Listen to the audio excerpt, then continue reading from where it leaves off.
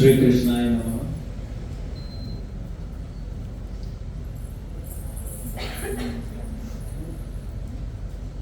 अत्र विराजमान आदरणीय बहुजी,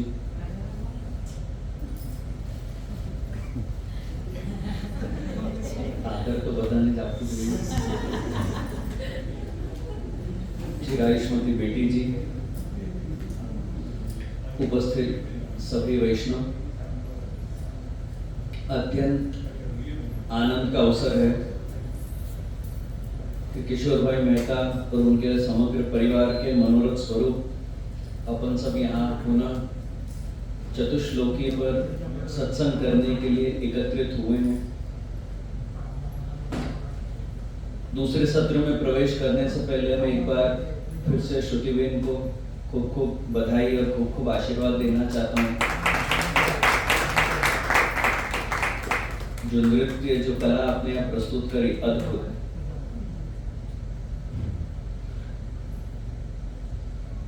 मैं काफी कॉन्फिडेंट हूँ कि आप लोग पूर्व के सत्र को बिल्कुल रिवाइज करके नहीं आए होंगे। अपन ने कहाँ तक श्रवण किया, कितना श्रवण किया, या थोड़ा बहुत याद भी हो कि જેના બે શ્લોક પૂરા થયા છે, પણ એ બે શ્લોકની અંદર શું હતું એ મને પૂરી ખાતરી છે કે કોઈને યાદ નહીં હોય, એટલે આપણે થોડું રિવિઝન કરતા કરતા આપણે પછી ત્રીજા શ્લોકમાં આપણે આગળ વધશું। श्री महाप्रभु जी बालबोध में आज्ञा करते हैं, धर्मार्थ काम मोक्षाख्या चत्वारोर्था मनीषिणा जीवेश्वर विचारेण द्विधा तेहि विचारिता। मनीषी यानी बुद्धिजीवियों के द्वारा पुरुषार्थ के नाम पे 4 विषय प्रस्तुत किए गए हैं, वो है धर्म, अर्थ, काम और मोक्ष। और श्री महाप्रभु जी आज्ञा करते हैं कि तो बुद्धिजीवियों द्वारा बताए गए हैं ये पुरुषार्थ जैसे दिखते हैं, पर ये पुरुषार्थ नहीं है। श्री महाप्रभु जी इनको पुरुषार्थ नहीं मानते। श्री महाप्रभु जी ने इन 4 विषयों को 2 भाग में बांट दिया है। एक को आप कहते हो लौकिक पुरुषार्थ अथवा तो जीव विचारित पुरुषार्थ, और दूसरा है वैदिक पुरुषार्थ अथवा तो ईश्वर विचारित पुरुषार्थ। पुष्टि मार्ग के दृष्टिकोण से श्री महाप्रभु जी इसको पुरुषार्थ नहीं मानते, अथवा तो शुद्ध पुष्टि मार्ग के पुरुषार्थ के अंतर्गत तो आप श्री नहीं गिनते हो। इस दुनिया में अगर आप देखो तो काफी लोगों के नाम और काफी लोगों की शक्ल एक दूसरे से मिलती जुलती होगी, लेकिन क्या वो व्यक्ति एक दूसरे के समान है? क्या वो सब एक से हैं? आप अगर देखो तो अब मेरा नाम विशाल है, तो मेरे अलावा क्या इस ब्रह्मांड में और किसी का नाम विशाल नहीं है? बहुत से लोगों का है। अरे पूरे ब्रह्मांड छोड़ा, आप अपने संप्रदाय में ले लो, जहां तक मेरे समझ है मेरे ख्याल से 3 विशाल बाबा हैं, पर वो हम 3 भी क्या एक समान है? हम 3 में भी जमीन आसमान का अंतर है। हम तीनों एक नाम एक सरखा होने से ये नहीं कि व्यक्ति भी एक समान है। आप लोग विवेक धैर्याश्रय देखो, विवेक धैर्याश्रय में विवेक शब्द की व्याख्या जो शंकराचार्य जी ने करी और उसी विवेक की व्याख्या जो श्री महाप्रभु जी ने करी, दोनों में आप देखो कितना अंतर है। शंकराचार्य जी विवेक शब्द का अर्थ करते हैं यथा नित्य अनित्य विवेकः। नित्य और अनित्य का, टेम्पररी और परमानेंट का जिसको अच्छे से बोध हो कि क्या नित्य है क्या अनित्य है, इस बात का, इस विषय का जिसको अच्छे से बोध हो, वो विवेक। अब आप देखो तो ये शरीर नित्य क्या अनित्य? अनित्य। और आत्मा नित्य। इस बात का जिसको अच्छे से बोध है उसको शंकराचार्य जी विवेक कहते हैं। अब वल्लभाचार्य जी में, वल्लभाचार्य जी विवेक की क्या व्याख्या करते हैं? विवेकः हरि सर्वम निजेच्छाता करिष्यति। विवेक क्या है? तो भाई ठाकुर जी जो भी करेंगे अपनी निज इच्छा से करेंगे। ये महाप्रभु जी के अनुसार विवेक है। ठीक इसी प्रकार से पुरुषार्थ के विषय में भी भाई मर्यादा मार्ग में भी यही 4 पुरुषार्थ हैं, और पुष्टि मार्ग में भी यही 4 पुरुषार्थ हैं, लेकिन इसका मतलब ये नहीं कि जो अर्थ वहां पे ग्रहण किया गया है वही अर्थ यहाँ भी ग्रहण किया जाए। एक समान नाम होने का ये अर्थ नहीं कि जो अर्थ वहां पे है, जो मतलब वहां है, वही मतलब यहाँ पे भी है। पुरुषार्थ देखो आप मुख्य रूप से 2 प्रकार के हैं, लौकिक और अलौकिक।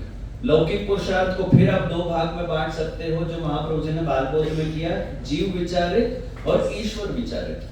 जो जीव विचारित है उसको महाप्रभु जी लौकिक मानते हैं, जो ईश्वर विचारित पुरुषार्थ है उसको श्री महाप्रभु जी वैदिक मानते हैं। कोई भी कार्य करते समय अपन को लौकिक और अलौकिक का विचार करना अत्यंत आवश्यक है। क्रिया में आपको एक समान दिखे, लेकिन उस कार्य को करने के पीछे का जो हेतु है उसके ऊपर से नक्की होगा कि आपका ये कार्य लौकिक क्या अलौकिक। सर्वोत्तम स्तोत्र का पाठ लौकिक क्या अलौकिक? एग्जाम में पास होने के लिए करो तो। यमनाष्टक के पाठ लौकिक क्या अलौकिक? दुकान चलाने के लिए करें तो, शादी करवाने के लिए करें तो, इसी प्रकार से पुरुषार्थ भी लौकिक और अलौकिक हैं। लौकिक और वैदिक पुरुषार्थ की चर्चा महाप्रभु जी ने बालबोध में करी है, और जो अलौकिक पुरुषार्थ हैं, जो पुष्टि मार्ग के पुरुषार्थ हैं, उसकी चर्चा महाप्रभु जी ने चतुश्लोकी में करी है। किसी भी व्यक्ति को लौकिक संदर्भ में अगर आप पूछोगे धर्म क्या है या धर्म क्यों करना चाहिए, तो बोलेगा पुण्य प्राप्ति के लिए धर्म करना चाहिए, अथवा तो अपने पापों को घटाने के लिए धर्म करना चाहिए। इस हेतु से अगर आप धर्म करते हो तो ये आपका लौकिक पुरुषार्थ है। ठीक इसी प्रकार से अर्थ क्यों कमाना चाहिए, तो कोई लौकिक व्यक्ति होगा तो बोलेगा भाई शौक मौज पूरे करने के लिए अर्थ कमाना चाहिए। काम के प्रयत्न क्यों करने चाहिए, तो भाई इच्छा पूर्ति के लिए, इंद्रियों की सुखाकारी के लिए काम के सारे प्रयत्न करने चाहिए। फिर अब मोक्ष के प्रयत्न कब करने चाहिए, जब अपन इन सब से कंटाल जाए। जब अपन इन सब से कंटाल जाए तब व्यक्ति मोक्ष के प्रयत्न करता है। लेकिन लौकिक मोक्ष ऐसा है, आप एक बंधन से छूट के दूसरे बंधन में फंसना ही लौकिक मोक्ष है। आप एक चीज से तो छूट रहे हो, लेकिन आप कहीं ना कहीं दूसरी जगह पे आप जाके बंध रहे हो, वो लौकिक मोक्ष है। ठीक इसी प्रकार से वैदिक पुरुषार्थ अगर आप देखोगे, किसी वैदिक व्यक्ति से या वेद में निष्ठा रखने वाले व्यक्ति से अगर आप पूछोगे कि भाई धर्म क्या है, तो बोलेगा शास्त्र आज्ञा का पालन करना धर्म है, विधि निषेध का ध्यान रखते हुए आचरण करना धर्म है। उससे पूछोगे आप कि भाई अर्थ क्या है, तो बोलेगा वेद की आज्ञा अनुसार आप कोई भी कार्य करो वो अर्थ है। अगर आपको द्रव्य भी कमाना है तो उसके लिए भी आप ऐसे प्रयत्न करो जिसकी वेद आज्ञा करता हो। आप लक्ष्मी जी का अनुष्ठान करो, पुत्र कामेष्टि यज्ञ करो, स्वर्ग कामेष्टि यज्ञ करो, ये अपना अर्थ है। इसी का एक्सटेंशन वैदिक काम है कि वेद की आज्ञा अनुसार आप अपनी इच्छा पूर्ति करो। इच्छा पूर्ति के लिए आप कोई भी ऐसे कार्य नहीं करो जो वेद विरोधी हो, तो ये वैदिक काम है। और मोक्ष क्या है, तो वैदिक मोक्ष यानी इस संसार चक्र से छूटना ही वैदिक मोक्ष है। इस प्रकार से बालबोध में महाप्रभु जी ने लौकिक और वैदिक पुरुषार्थों की चर्चा करी। चतुश्लोकी में श्री महाप्रभु जी अपन को समझाते हैं कि जहां पे वेद की दृष्टि भी अटक जाती है या फिर वेद की दृष्टि जहां से आगे नहीं जा पाती, वहां पे श्री महाप्रभु जी अपन को लेके जाते कि भाई इससे भी आगे पुरुषार्थ है। स्वर्ग से ऊपर की भी दृष्टि श्री महाप्रभु जी अपन को चतुश्लोकी में प्रदान करते हैं। क्योंकि अगर आप वैदिक पुरुषार्थ देखोगे, वैदिक मोक्ष देखोगे, वैदिक धर्म देखोगे, भाई धर्म क्यों करना चाहिए, तो बोलोगे पुण्य प्राप्ति के लिए। पुण्य प्राप्त करके अपने को कहां जाना है, पुण्य प्राप्त करके अपन ज्यादा से ज्यादा स्वर्ग जा पाएंगे।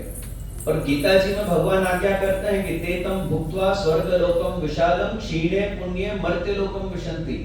कि भाई आप अगर धर्म कर रहे हो और इस भाव से कर रहे हो कि मुझे पुण्य प्राप्त हो, तो पुण्य प्राप्त करके आप ज्यादा से ज्यादा स्वर्ग तक ही जा पाओगे। और जिस दिन आपके पुण्य क्षीण हो जाएंगे, आपके सारे पुण्य खर्च हो जाएंगे, स्वर्ग में विनियोग में आ जाएंगे, उसके बाद तो आपको फिर से इसी मृत्यु लोक में आके गिरना है। इससे आगे की जो दृष्टि है, स्वर्ग से ऊपर की दृष्टि, स्वर्ग से आगे की दृष्टि श्री महाप्रभु जी अपन को चतुश्लोकी में प्रदान करते हैं। और श्री महाप्रभु जी इसी के अंतर्गत पुष्टि मार्ग के धर्म का निरूपण करते हुए आज्ञा करते हैं, सर्वदा सर्वभावेन भजनीयो व्रजाधिपः स्वस्य अयमेव धर्मो हि नान्य क्वापि कदाचन। सर्वदा पद से श्री महाप्रभु जी का तात्पर्य है कि पुष्टि मार्गीय सेवा में समय या काल बाधक नहीं है। लौकिक कर्म, वैदिक कर्म काल से बंधे हुए हैं। आप कोई भी समय कोई भी कार्य नहीं कर सकते हो। अपने स्कूल जाने का टाइम फिक्स है, कॉलेज जाने का टाइम फिक्स है, ऑफिस जाने का टाइम फिक्स है, इन सब से छूटकर वापस आने का टाइम फिक्स है। ठीक इसी प्रकार से वैदिक में अगर आप देखोगे तो विधियों का अपन मुहूर्त निकालते हैं कि भाई मुहूर्त, तो वो समय फिक्स है। आप कभी भी कोई भी कार्य नहीं कर सकते हो। लौकिक और वैदिक ये दोनों कार्य काल से बंधे हुए हैं, लेकिन ठाकुर जी की सेवा ये काल से बंधी हुई नहीं है। ठाकुर जी ने जगावવાનો સમય કયો અને આપણે કેટલા વાગે જગાડીએ છીએ? છતાં ઠાકોરજી આપણી સેવા સ્વીકારે છે કે નથી સ્વીકારતા? સ્વીકારે છે ને ઠાકોરજી। ઠાકોરજી કોઈ દે તમને બે લાફો માર્યો કે ભાઈ તે કેમ મને 4 વાગે નહીં જગાડે, કેમ તું મને 10 વાગે જગાડે છે, તું પોતે 9 વાગે જાગે છે। पुष्टि मार्ग की सेवा काल से बंधी हुई नहीं है। दूसरी बात, लौकिक और वैदिक कर्म जितने भी हैं ये विधि से भी बंधे हुए हैं, विधि और समय से भी बंधे हुए हैं। अगर आपका विधि में लोप होता है, कोई भी लौकिक कार्य में हो या चाहे वैदिक कार्य में हो, तो वो आपका कार्य सफल नहीं होगा। ठाकुर जी की भी सेवा एक प्रकार से तो विधि से बंधी हुई है, लेकिन उस विधि का लोप होने का क्या अपने को अपराध लगता है? ठाकुर जी की सेवा में विधि क्या है? कौन सी विधि से बंधी हुई है?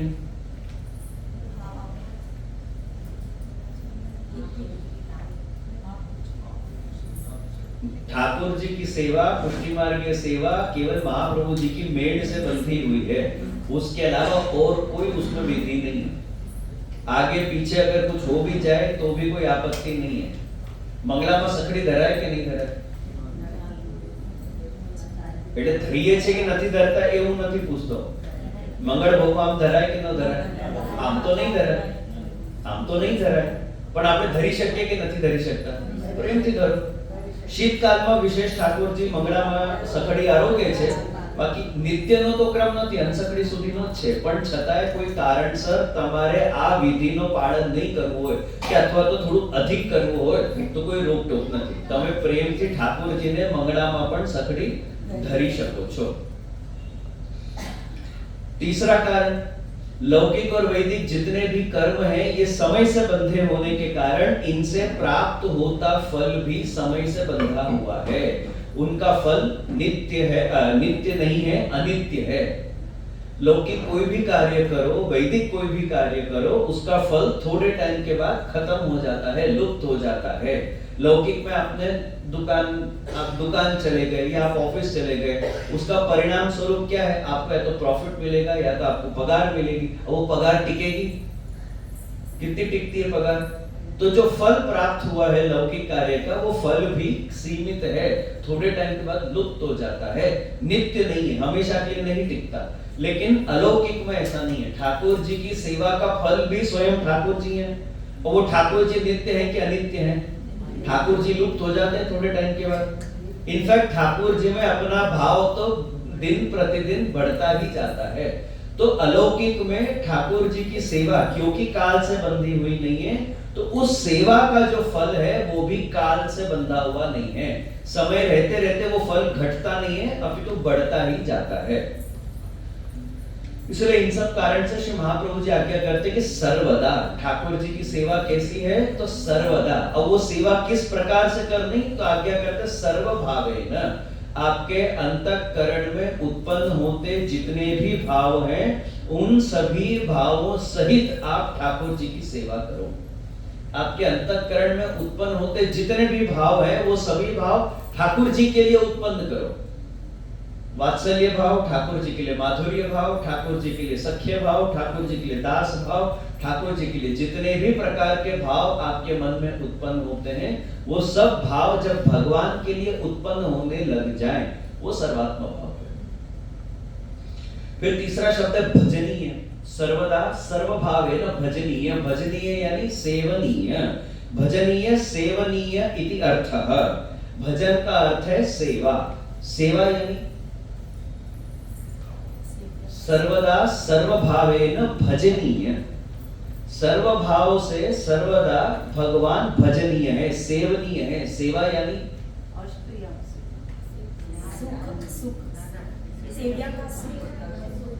श्री कृष्ण राय भट्ट जी अपनी टीका में, चतुश्लोकी की टीका में आज्ञा करते हैं, सेवा च स्वामिनो मनोनुकूला स्ववृत्ति ही। एक सेवक की वृत्ति ऐसी होनी चाहिए कि भाई मेरे स्वामी के मन के अनुकूल क्या है, उस प्रकार से खुद का जब वो आचरण करे तो वो सेवा है। सेव्य संतोष जनिका सेवा, जिनकी आप सेवा कर रहे हो उनको संतोष हो, उनको प्रसन्नता हो आपकी कृति से, ऐसे जब आप कोई कार्य करते हो तो वो सेवा है। अब यह महाप्रभु जी ने भगवान श्री कृष्ण के लिए व्रजाधीप शब्द का प्रयोग किया है। सर्वदा सर्वभावेन भजनीयो व्रजाधीपः। व्रजाधीप यानी भगवान के लिए व्रजाधीप शब्द का ही क्यों प्रयोग किया? भगवान ने કેટલા નામ છે?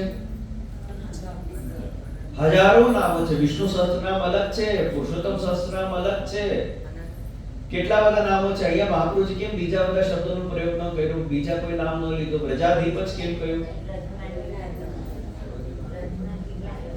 વ્રજમાં એટલે વ્રજની બહાર ભગવાનની લીલા નથી?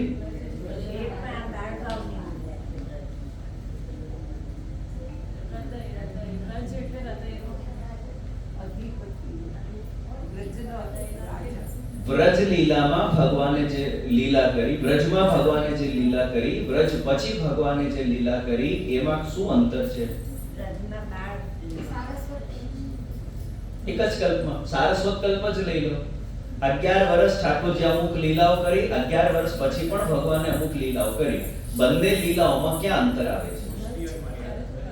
લીલા ભક્તોને આનંદ આપવા, એટલે ભક્તોના મનોરંજન। એમાં કોને આનંદ થયો? કાર્ય રૂપે એટલે જે श्रीमद् भगवत गीता के 15वें अध्याय में भगवान अर्जुन को उपदेश देते हुए खुद का परिचय देते हैं। भगवान क्या आज्ञा कर रहे हैं? अतोस्मि लोके वेदे च प्रथितः पुरुषोत्तम, यानी लोक और वेद में जो प्रचलित है मैं वही पुरुषोत्तम हूं। तो व्रज के बाद भगवान ने जितनी भी लीला करी, दशम स्कंद पूर्वार्ध और दशम स्कंद उत्तरार्ध, इन दोनों में सबसे बड़ा अंतर कहां आता है? दशम स्कंद पूर्वार्ध में भगवान की जितनी भी लीला है, व्रज की भगवान की जितनी भी लीला है, वो सब लोक वेदातीत लीला है। यानी ऐसी लीला है भगवान की जिनका वर्णन ना आपको लोक में मिलेगा ना वेदों में मिलेगा। और जो व्रज के बाद भगवान की लीला है वो लोक वेद प्रसिद्ध लीला है। असुरों को संहार करना, दुष्टों को दंड देना, ये सब ठाकुर जी, भक्तों की रक्षा करना, ये सब ठाकुर जी ने ब्रज के बाद भी किया है, वो लोक वेद प्रसिद्ध लीला है। लेकिन ब्रज में जो भगवान ने लीलाएं करी हैं ये लोक वेदातीत लीला है। लोक वेदातीत लीलाएं करने का सामर्थ्य केवल पुष्टि पुरुषोत्तम में है, अन्य किसी पुरुषोत्तम में नहीं है। अन्य किसी भगवान में ये सामर्थ्य नहीं है, अन्य किसी पुरुषोत्तम में ये सामर्थ्य नहीं है लोक और वेद के पर जाके अमुक लीलाएं करना। दाखला तरीके माखन चोरी, भगवान चोरी करे? भगवान चोरी करे? जो भगवान चोरी કરી શકે તો પછી આપણે કરીએ એમાં શું વાંધો છે? तो भगवान ने माखन चोरी करी, भगवान ने गौचारण किया, अभी भगवान का यही काम रह गया बैठ के गायों को चराएंगे, छा करोगी। ठाकुर जी भक्तों के संग छा करोगे। छाक लीला यानी आपको ना छाक लीला कैसे होती है? छाक लीला का आप एक बार विजुअलाइज करके देखो कैसे होती है छाक लीला। तो एक दूसरे का ऐठा जूठा खाने में आएगा कि नहीं आएगा? अभी भगवान जूठा खाएंगे पर अरोग रहे, यहाँ पे भक्तों के साथ अरोग रहे। ये लोक वेदातीत लीला है। दान लीला, ठाकुर जी दान लीला करते हैं, रास लीला, गौचारण लीला, ये सारी लीलाएं जो ठाकुर जी ने ब्रज में करी हैं, ये लोक वेदातीत लीला है। इनका वर्णन ना आपको लोक में प्रचलित मिलेगा और ना ही वेदों में प्रचलित है। वेदों में इस प्रकार का कोई वर्णन नहीं है कि भगवान આવું બધું કરે છે। આ લોકમાં પણ ક્યારે પ્રચલિત થયું? જ્યારે ભગવાને કર્યું ત્યારે પ્રચલિત થયું, ક્યારે આવું પણ થઈ શકે છે? तो ब्रजाधीप श्री महाप्रभु जी ये समझाना चाह रहे हैं कि जो ब्रज के अधिपति है, जो पुष्टि पुरुषोत्तम है, जो लोक वेदातीत पुरुषोत्तम है, वो अपने घर विराज रहे हैं। उनकी सेवा अपन को सर्वदा सर्वभावेन भजनीयो। जो लोक वेद प्रसिद्ध कृष्ण है, वो अपने घर नहीं विराज रहे, वो अन्य संप्रदाय में विराजते होंगे। इस्कॉन इत्यादि अन्य संप्रदाय में लोक वेद प्रसिद्ध कृष्ण विराज रहे हैं, लेकिन अपने पुष्टि मार्ग में विराजते जो ठाकुर जी हैं, लोक वेदातीत कृष्ण विराज रहे हैं। इसलिए अब राम अवतार में देखो, रामचंद्र जी के अमुक कार्यों को क्यों पुष्टि कार्य कहा जाता है? पुष्टि कार्य में क्यों गिना जाता है? क्योंकि वो भी रामचंद्र जी की लोक वेदातीत लीलाएं हैं। मर्यादा से पर जाके रामचंद्र जी ने जब अमुक कार्य किए, तब अपन ने जाके उनको पुष्टि कार्य में गिना कि हाँ, ये लोक वेद प्रचलित लीला नहीं है, ये तो मर्यादा में बंधे हुए हैं। ये मर्यादा से बाहर जाके आपने लीला करी। कौन कौन सी लीलाएं हो रामचंद्र जी की? झूठे बेर अरोगनान, अहल्या का उद्धार, पत्थर तेरा, वो तो रामचंद्र जी का नहीं है, वो उनका पुष्टि कार्य नहीं है। अयोध्या वासियों को सदे साके वैकुंठ लेके जाना, ऐसे ही नरसिंह जी को भी अपने यहाँ पे पुष्टि के अंतर्गत अपन मानते हैं। नरसिंह जी का पुष्टि कार्य क्या है? जो लोक में प्रचलित नहीं है, जो वेद में प्रचलित नहीं है, ऐसा कौन सा काम नरसिंह जी ने किया?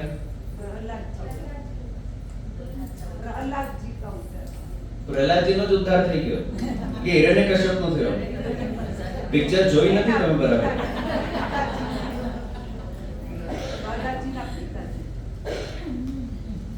नरसिंह जी का पुष्टि कार्य है, आप भगवान के 10 अवतार देख लो। कोई एक अवतार भगवान का ऐसा नहीं है जहां पे भगवान ने एक भक्त के लिए लिया। नरसिंह जी ने सिर्फ और सिर्फ प्रहलाद जी के लिए अवतार लिया है, बाकी और कोई हेतु नहीं था। एक भक्त के लिए कब भगवान ने अवतार लिया? डायरेक्ट वरदान देके। अभी ध्रुव जी के लिए भगवान ने अवतार नहीं लिया, उनको वरदान देके उनका उद्धार कर दिया।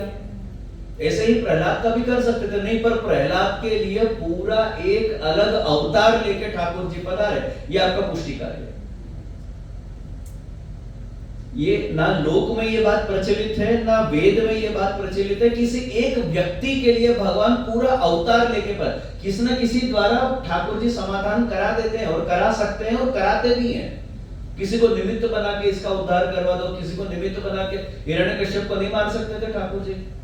मार सकते थे, कोई ना कोई निमित्त से मार सकते थे। लेकिन एक भक्त, यानी पूरी योजना ठाकुर जी ने ऐसी बनाई कि एक भक्त के उद्धार के लिए मैं अवतार धारण करूंगा। ये नरसिंह जी का पुष्टि कार्य। इसी पुष्टि मार्ग के धर्म को अगर संक्षिप्त में अगर अपने को देखना हो तो पूर्वाचार्य लिखते हैं टीका में, पुष्टि मार्गे हरेर दास्यम। लौकिक में कोई अगर आपसे पूछे कि भाई आपका परिचय क्या है, तो अपन अपना नाम बताएंगे, अपन अपनी अटक बताएंगे, माता पिता का नाम बताएंगे। लेकिन अलौकिक में अगर कोई आपसे पूछे कि भाई आप कौन हो, तो उस व्यक्ति का एक ही परिचय होगा कि पुष्टि मार्गे हरेर दास्यम। पुष्टि मार्ग में तो हरि के दास होना ही हमारी एकमात्र पहचान है, उनकी सेवा ही हमारा एकमात्र कर्म है अथवा तो धर्म है। ये पुष्टि मार्ग के धर्म का निरूपण महाप्रभु जी ने किया। इसी बात को अगर आप वृत्रासुर चतुश्लोकी के साथ अगर आप समन्वय करके देखोगे तो वृत्रासुर चतुश्लोकी के प्रथम श्लोक में भी वृत्रासुर पुष्टि मार्ग के धर्म का ही निरूपण कर रहे हैं। वो भगवान से प्रार्थना करते हैं, अहम हरे तव पादैक मूलो दासानुदासो भवितास्मि भूय मनस्मरेता सुपते गुणांस्ते गुणी गृणीत वा कर्म करोतु कायः। ये क्या प्रार्थना कर रहे हैं वृत्रासुर? एक असुर की वृत्ति आप देखो। उनको मालूम है कि भाई इंद्र का वज्र मेरे सामने आ रहा है और मैं मरने ही वाला हूं। ऐसे समय पे वो जो पाठ करते हैं, जो प्रार्थना करते हैं ठाकुर जी से, आप उनकी मति देखो कैसी है। वो क्या कह रहे हैं? हे प्रभु, आप मुझ पे ऐसी कृपा करो कि जो आपके चरण कमल का जिन्होंने आश्रय लिया है, यानी भगवान के चरण कमल का जिन भक्तों ने आश्रय लिया है, ऐसे भक्तों के चरणों का मैं दास बनूं। दासानुदासो, यानी आपके दासों का भी मैं दास बनूं। मेरा मन सदा आपके चरणारविंद का स्मरण करता रहे, वाणी से निरंतर मैं आपके नामों का संकीर्तन करूं और मेरा शरीर सदा आपकी सेवा में लगा रहे। यह वृत्रासुर की विनती है ठाकुर जी से। अपन ने कभी ऐसी विनती करी? एक असुर होके वो एक ऐसी विनती कर सकता है ठाकुर जी से? अपन ठाकुर जी छोड़ के हर प्रकार की विनती करते हैं ठाकुर जी से। भगवान सिवाय अपने बंधु मरे। दूसरे श्लोक में पुष्टि मार्ग के अर्थ का निरूपण करते हुए श्री महाप्रभु जी आज्ञा करते हैं, एवं सदा स्वकर्तव्यम स्वयमेव करिष्यति। यानी पहले श्लोक में बताए गए अनुसार अगर आप सर्व भाव से भगवान का भजन करते हो, आप अगर अपना कर्तव्य पूरा निभाते हो, तो भगवान भी सामने से अपना कर्तव्य निभाते हैं। एवं सदा स्व कर्तव्यम स्वयमेव करिष्यति। आप जब अपना कर्तव्य निभाते हो, ब्रजादीप का भजन करना, सर्व भाव से सर्वदा भजन करने का कर्तव्य जब आप निभाते हो, ठाकुर जी भी अपना कर्तव्य जो उस भक्त के प्रति है स्वयमेव करिष्यति। ठाकुर जी सामने से अपने आप अपना कर्तव्य निभाते हैं। आपको निश्चिंत हो जाना चाहिए, તમે ચિંતા નહીં કરો કે ભગવાન કરશે કે નહીં, તમે તમારું કામ કરશો, ભગવાન એમનું કામ ઓટોમેટિકલી કરવાના જ છે। क्यों? क्योंकि महाप्रभु जी लिखते हैं, प्रभु सर्व समर्थो ही ततो निश्चिंतताम व्रजे। ठाकुर जी सब कुछ करने में सामर्थ्यवान हैं, सर्वशक्तिमान हैं, सर्वशक्तिशाली हैं। ठाकुर जी सब कुछ कर सकते हैं, इसलिए आपको निश्चिंत हो जाना चाहिए, आपको चिंता करने की आवश्यकता नहीं है। जिस भगवान को अपन ने अर्थ रूप मान लिया है, जो भगवान अपने सर्वस्व हैं, उनके प्रति जब अपन अपना कर्तव्य निभाते हैं, उनको अपन अपना अर्थ रूप मानते हैं, तो ऐसे भक्तों के प्रति भी भगवान अपना कर्तव्य निभाते ही हैं। भगवान का कर्तव्य क्या है भक्तों के प्रति? भगवान का कर्तव्य શું છે? एवं सदा स्व कर्तव्यम स्वयमेव करिष्यति। भाई તમે તમારું કર્તવ્ય કરશો તો ભગવાન પોતાનું કર્તવ્ય તમારા પ્રત્યે ઓટોમેટિકલી કરશે। હવે ભગવાનનું કર્તવ્ય શું તમારા પ્રત્યે? આપણું કર્તવ્ય આપણે જોઈ ગયા પ્રથમ શ્લોકમાં। ભગવાનનું શું કર્તવ્ય છે આપણા પ્રતિ? भक्तों के भावों की रक्षा तथा उसके मनोरथों की पूर्ति। जब आपने भगवान को अर्थ रूप मान लिया है, जब आपने भगवान को निधि मान लिया है, तब आपके मन में जो भगवान के प्रति भाव है, उस भाव का रक्षण भी स्वयं भगवान ही करेंगे। आपको चिंता करने की आवश्यकता नहीं है। आपके भाव का रक्षण और आपके सर्व प्रकार के मनोरथों की पूर्ति स्वयं भगवान करेंगे। आप बस मनोरथ करो, उनको कैसे पूरा करना है, किस ढंग से पूरा करना है, कब पूरा करना है, वो सब माथाकुट ठाकुर जी की। आपको और चिंता करने की जरूरत। आप तो ठाकुर जी के सुख का मनोरथ करो, उसको कैसे पूरा करना है वो माथाकुट करेंगे। जो भक्त भगवान के प्रति अपना कर्तव्य करता है, भगवान भी उस भक्त के प्रति अपना कर्तव्य करते ही हैं। और ऐसे भक्तों के भावों की रक्षा यही भगवान का कर्तव्य है, और वो सामने से चल के करते हैं। लेकिन जो जीव सदा सर्वदा सर्वभाव से भगवान की सेवा नहीं करते, ब्रह्म समन लेने के बाद भी अगर जो आप ठाकुर जी की सेवा नहीं करते हो, तो ऐसे लोगों को तो अवश्यमेव चिंता करनी चाहिए। दुस्संग लगने की चिंता, अहंकार उत्पन्न होने की चिंता, मार्ग से विमुख हो जाने की चिंता, अन्याश्रय की चिंता, ये सारी चिंता तो आपको करनी ही चाहिए अगर आप अपना कर्तव्य नहीं निभाते हो। अगर आप सर्वदा सर्वभाव से भगवान का भजन नहीं करते हो, ऐसे जीवों को तो अवश्य ये सारी चिंता करनी चाहिए। लेकिन जिसने भगवान को निधि मान लिया है, अर्थ रूप मान लिया है, और जो सर्वदा और सर्वभाव से भगवान का भजन करता है, उसको किसी भी प्रकार की चिंता करने की आवश्यकता नहीं है कि मारू भाव टकसे के नहीं, मारमा अहंकार तो नहीं आई जाए, મને આમ તો નહીં થઈ જશે, સેવા તો નહીં છૂટી જશે, ફલાણો કે ઢીકણું, તમે જરાય ચિંતા નહીં કરો। ઠાકોરજી એમનું કર્તવ્ય કરશે. તમે તમારું કર્તવ્ય નિભાવો, ઠાકોરજી એમનું કર્તવ્ય નિભાવશે અને તમારા ભાવનું રક્ષણ પણ स्वयं ठाकुरजी જ કરશે. इसका प्रमाण आपको गीता जी में मिलेगा. गीता जी के 9वें अध्याय में भगवान खुद अर्जुन को आज्ञा करते हैं, अनन्यास चिंतयन्तो मां ये जना पर्युपासते तेषां नित्याभियुक्तानां योगक्षेमं वहाम्यहम्. भगवान क्या आज्ञा कर रहे हैं कि जो अनन्यता से मेरी भक्ति करता है, अनन्यास चिंतयन्तो माम, जो मेरा चिंतन करता है, जो अनन्य भाव मुझ में रख के मेरा भजन करता है, ऐसे भक्तों को योग और क्षेम का मैं वहन करता हूं. योग और क्षेम यानी योग यानी अप्राप्य की प्राप्ति. જે સામાન્ય સાધનોથી આપણા માટે અપ્રાપ્ય છે એવી અપ્રાપ્ય વસ્તુને પ્રાપ્ત કરાવી, અને ક્ષેમ એટલે જે અપ્રાપ્ય છે એનું રક્ષણ. તો જે અપ્રાપ્ય છે એ પ્રાપ્ત કરાવવાળા ઠાકોરજી છે, અને પ્રાપ્ત કર્યા પછી એનું રક્ષણ કરવાવાળા પણ ઠાકોરજી છે. તો ઠાકોરજી શું કહે છે અર્જુનને કે ભાઈ મારામાં તું અનન્યતા રાખીને તું મારી સેવા કર, મારી ભક્તિ કર. જે તારા માટે અપ્રાપ્ય છે, અપ્રાપ્યની પ્રાપ્તિ પણ કરાવવાનો હું જ છું, એ પ્રાપ્તનું રક્ષણ પણ હું પોતે પર્સનલી જ કરું છું. વહન કરું, યોગક્ષેમમ વહામ્યમ. વહન કરવાનો અર્થ એ છે હું પોતે પર્સનલી કરું છું, કોઈની પાસે કરાવતો નથી, ઇનડાયરેક્ટલી કરાવતો નથી, માણસોને મોકલીને કરાવતો નથી. હું પોતે પર્સનલી આવીને હું તારું આ રક્ષણ કરું છું.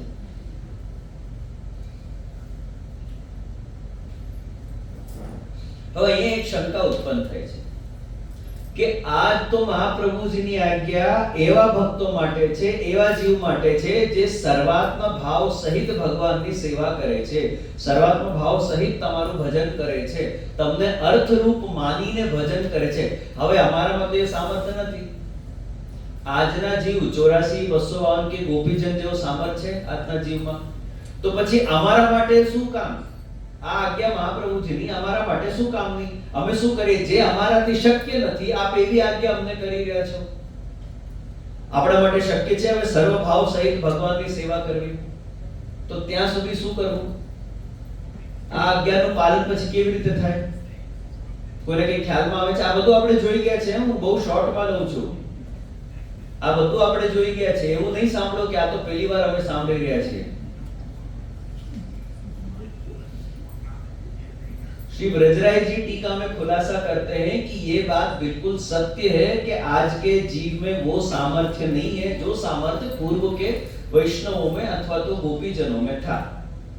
लेकिन इसका अर्थ ये नहीं है कि महाप्रभु जी की आज्ञा आज के जीवों के लिए लागू नहीं पड़ती. बिल्कुल लागू पड़ती है. क्यों? क्योंकि प्रभु सर्व समर्थ हो ही.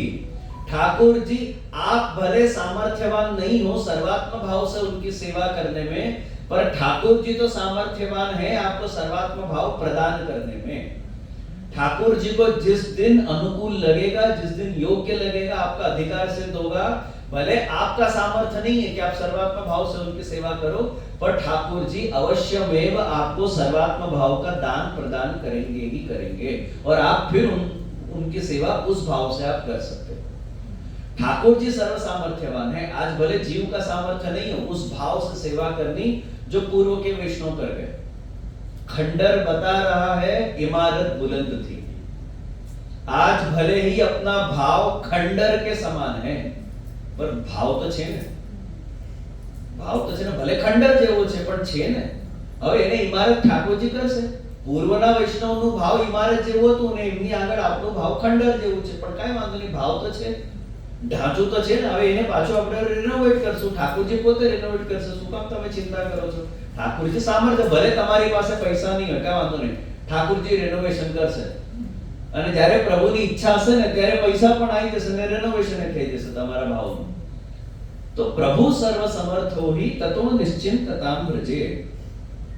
और श्री महाप्रभु जी का प्रागट्य भी इसी बात का प्रमाण है कि ठाकुर जी आधुनिक वैष्णवों को भी ये सर्वात्म भाव का दान देना चाहते हैं.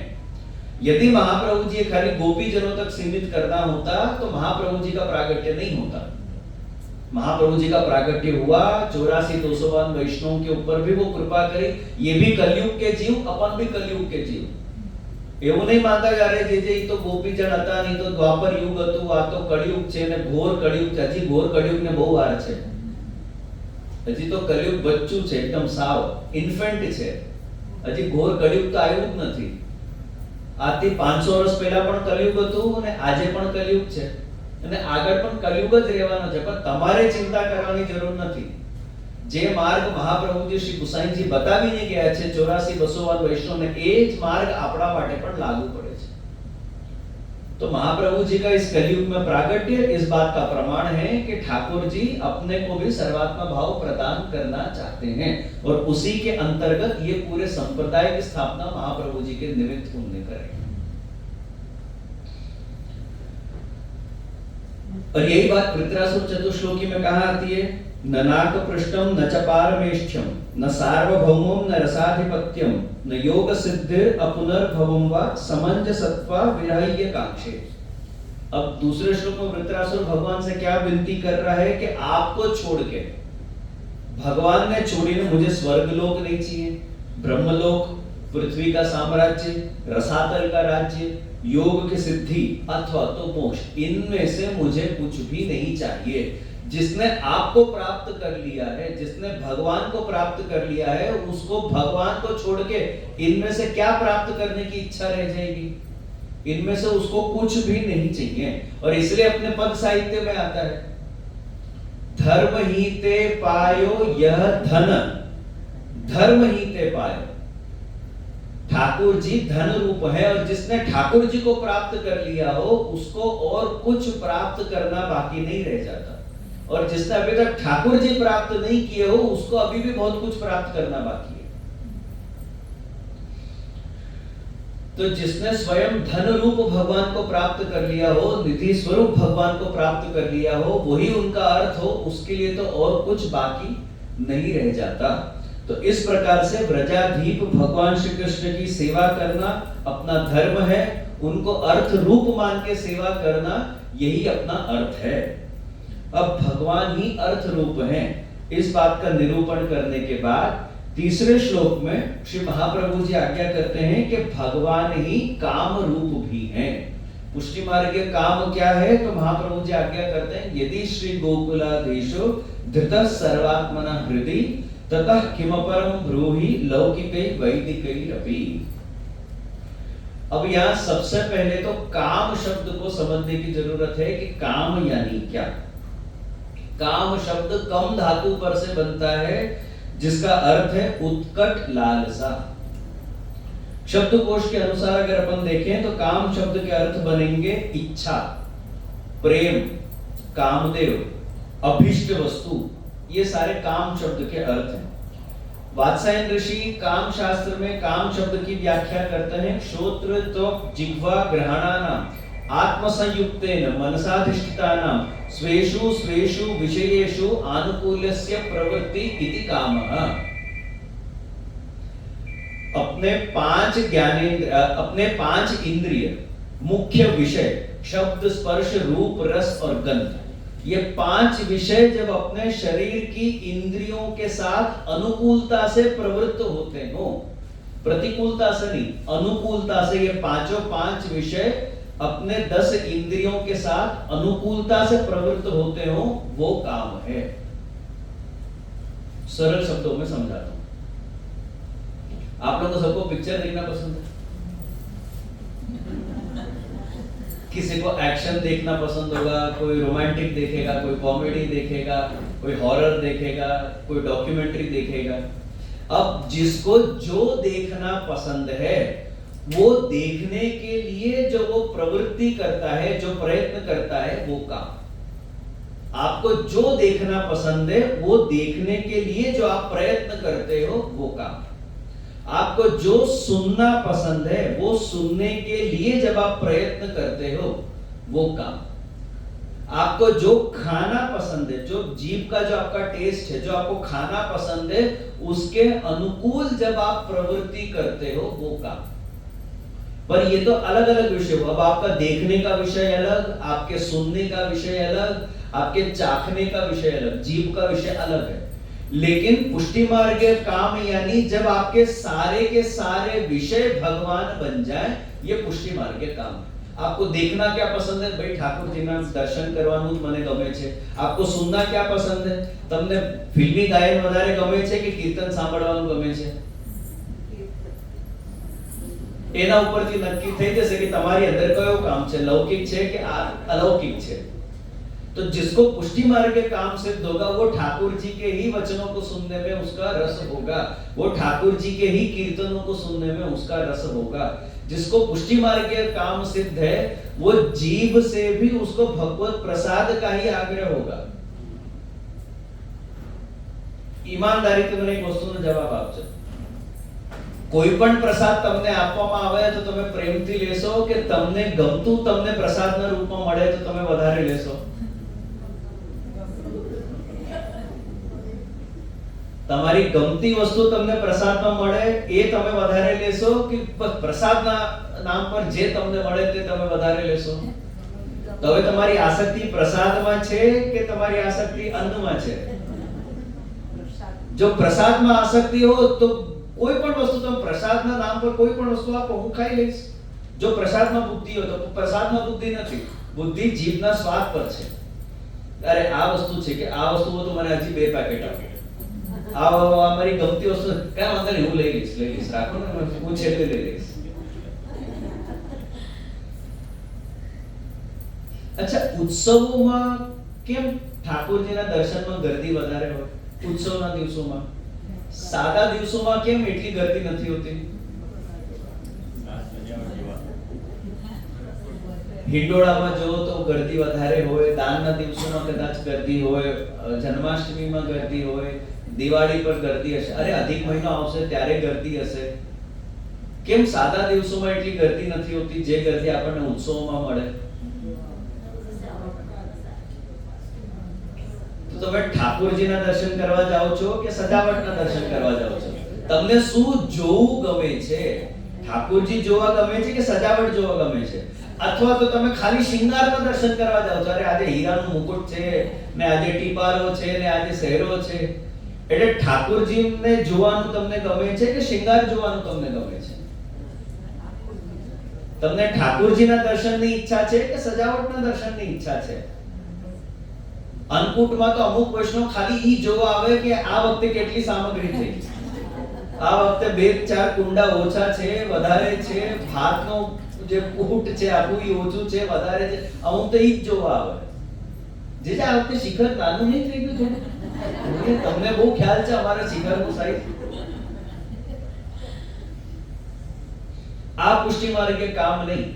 પુષ્ટિ માર્ગ કે કામ એટલે ભાઈ ઠાકોરજી સંબંધિત જ જોવું ગમે, ઠાકોરજી સંબંધિત જ સાંભળવું ગમે, ઠાકોરજી સંબંધિત જ આપણને ઠાકોરજીનો જે પ્રસાદ હોય ને એ જ મને ગમે, જે પ્રસાદ નથી એ મને નહીં ગમે। પછી વસ્તુમાં તમારી પ્રીતિ એ એક બાજુ રહી જાય ને આ ભગવત પ્રસાદ છે, હા બસ મને આપો, કાંઈ વાંધો નહીં, ગમે તે વસ્તુ હોય તમે પ્રસાદના રૂપમાં મને આપો છો હું પ્રેમથી લઈશ। આ પુષ્ટિ માર્ગ के काम છે। शास्त्र में वचन आते हैं कामातुरानाम न भयम न लज्जा, कि जब जिस व्यक्ति के अंदर अत्यंत कामना उत्पन्न होती है तो वो अत्यंत कामना ना उसके अंदर भय रहने देती है, ना उस व्यक्ति के अंदर किसी प्रकार की लज्जा रह जाती है। जब आप कोई कार्य करने की तीव्र इच्छा अपने अंदर उत्पन्न हो कि भाई मारे आ करवू छे तो करवू छे, जब इस लेवल तक आपकी कामना पहुंच जाती है तब आपको ना किसी प्रकार का भय रहेगा, ना आपको किसी प्रकार की लज्जा रहेगी, ना समाज का भय ना समाज की लज्जा, लोग क्या बोलेंगे, लोग क्या सोचेंगे, ये सब बाहर निकल जाएगा। लोक और वेद का भय तब तक रहेगा जब तक लोक और वेद आपके मन बुद्धि में रहेंगे। લોકોનો વિચાર ક્યાં સુધી આવે?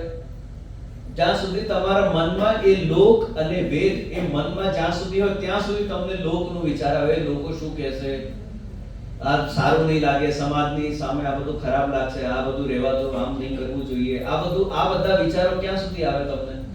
જ્યાં સુધી લોક અને વેદની સ્થિતિ તમારા મનમાં છે। પણ જ્યારે કામના મનમાં ઉત્પન્ન થાય છે ને એવી કામના મનમાં ઉત્પન્ન કે કામના માટે જ મનમાં જગ્યા નથી તો લોક અને વેદની જગ્યા ક્યાં રહેશે? અત્યારે તમારા મતે કોઈને રડી પડવાની બહુ એકદમથી ઈચ્છા થઈ છે, મારે રડવું છે, તમે રડી પડશો હમણાં? કેમ?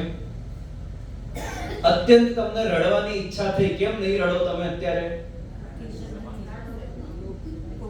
અરે ના ના, હવે 4 જણાની વચ્ચે અને હોલમાં બધાની સામે આપણે રડીએ, સારું નહીં લાગે. એટલે કામના તો છે, પણ હજી એટલી ઉત્પન્ન નથી થઈ કે લોક અને વેદનો ભય નીકળે. હજી લોકનો ભય છે. નાના 4 લોકોની વચ્ચે સારું નહીં લાગશે, આપણું ખરાબ દેખાશે. આ જ પ્રશ્ન તમે કોઈ એક બાળકને પૂછો, એક સિચ્યુએશન જો બાળકને રડવાની ઈચ્છા થાય તો ઈ રડશે, કારણ કે એના મનમાં લોક અને વેદનો ભય નથી. મારે રડવું છે તો રડવું છે.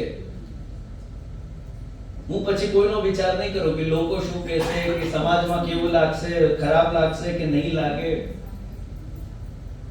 તમે रास पंचाध्याय जુઓ. रास पंचाध्याय में ठाकुर जी ने जब वेणुनाद किया तब सभी गोपियां दौड़ के ठाकुर जी की तरफ चले गए. अब ये कल्पना करो कि उनके मन में किस प्रकार की कामना उत्पन्न हुई होगी. उनने ये भी नहीं सोचा कि भाई लोगों शू कैसे, कि हमारा घरना लोगों शू कैसे, कि समाज शू कैसे. किसी का भी विचार किए बिना सीधा दौड़ के चंद्र सरोवर पहुंच गए.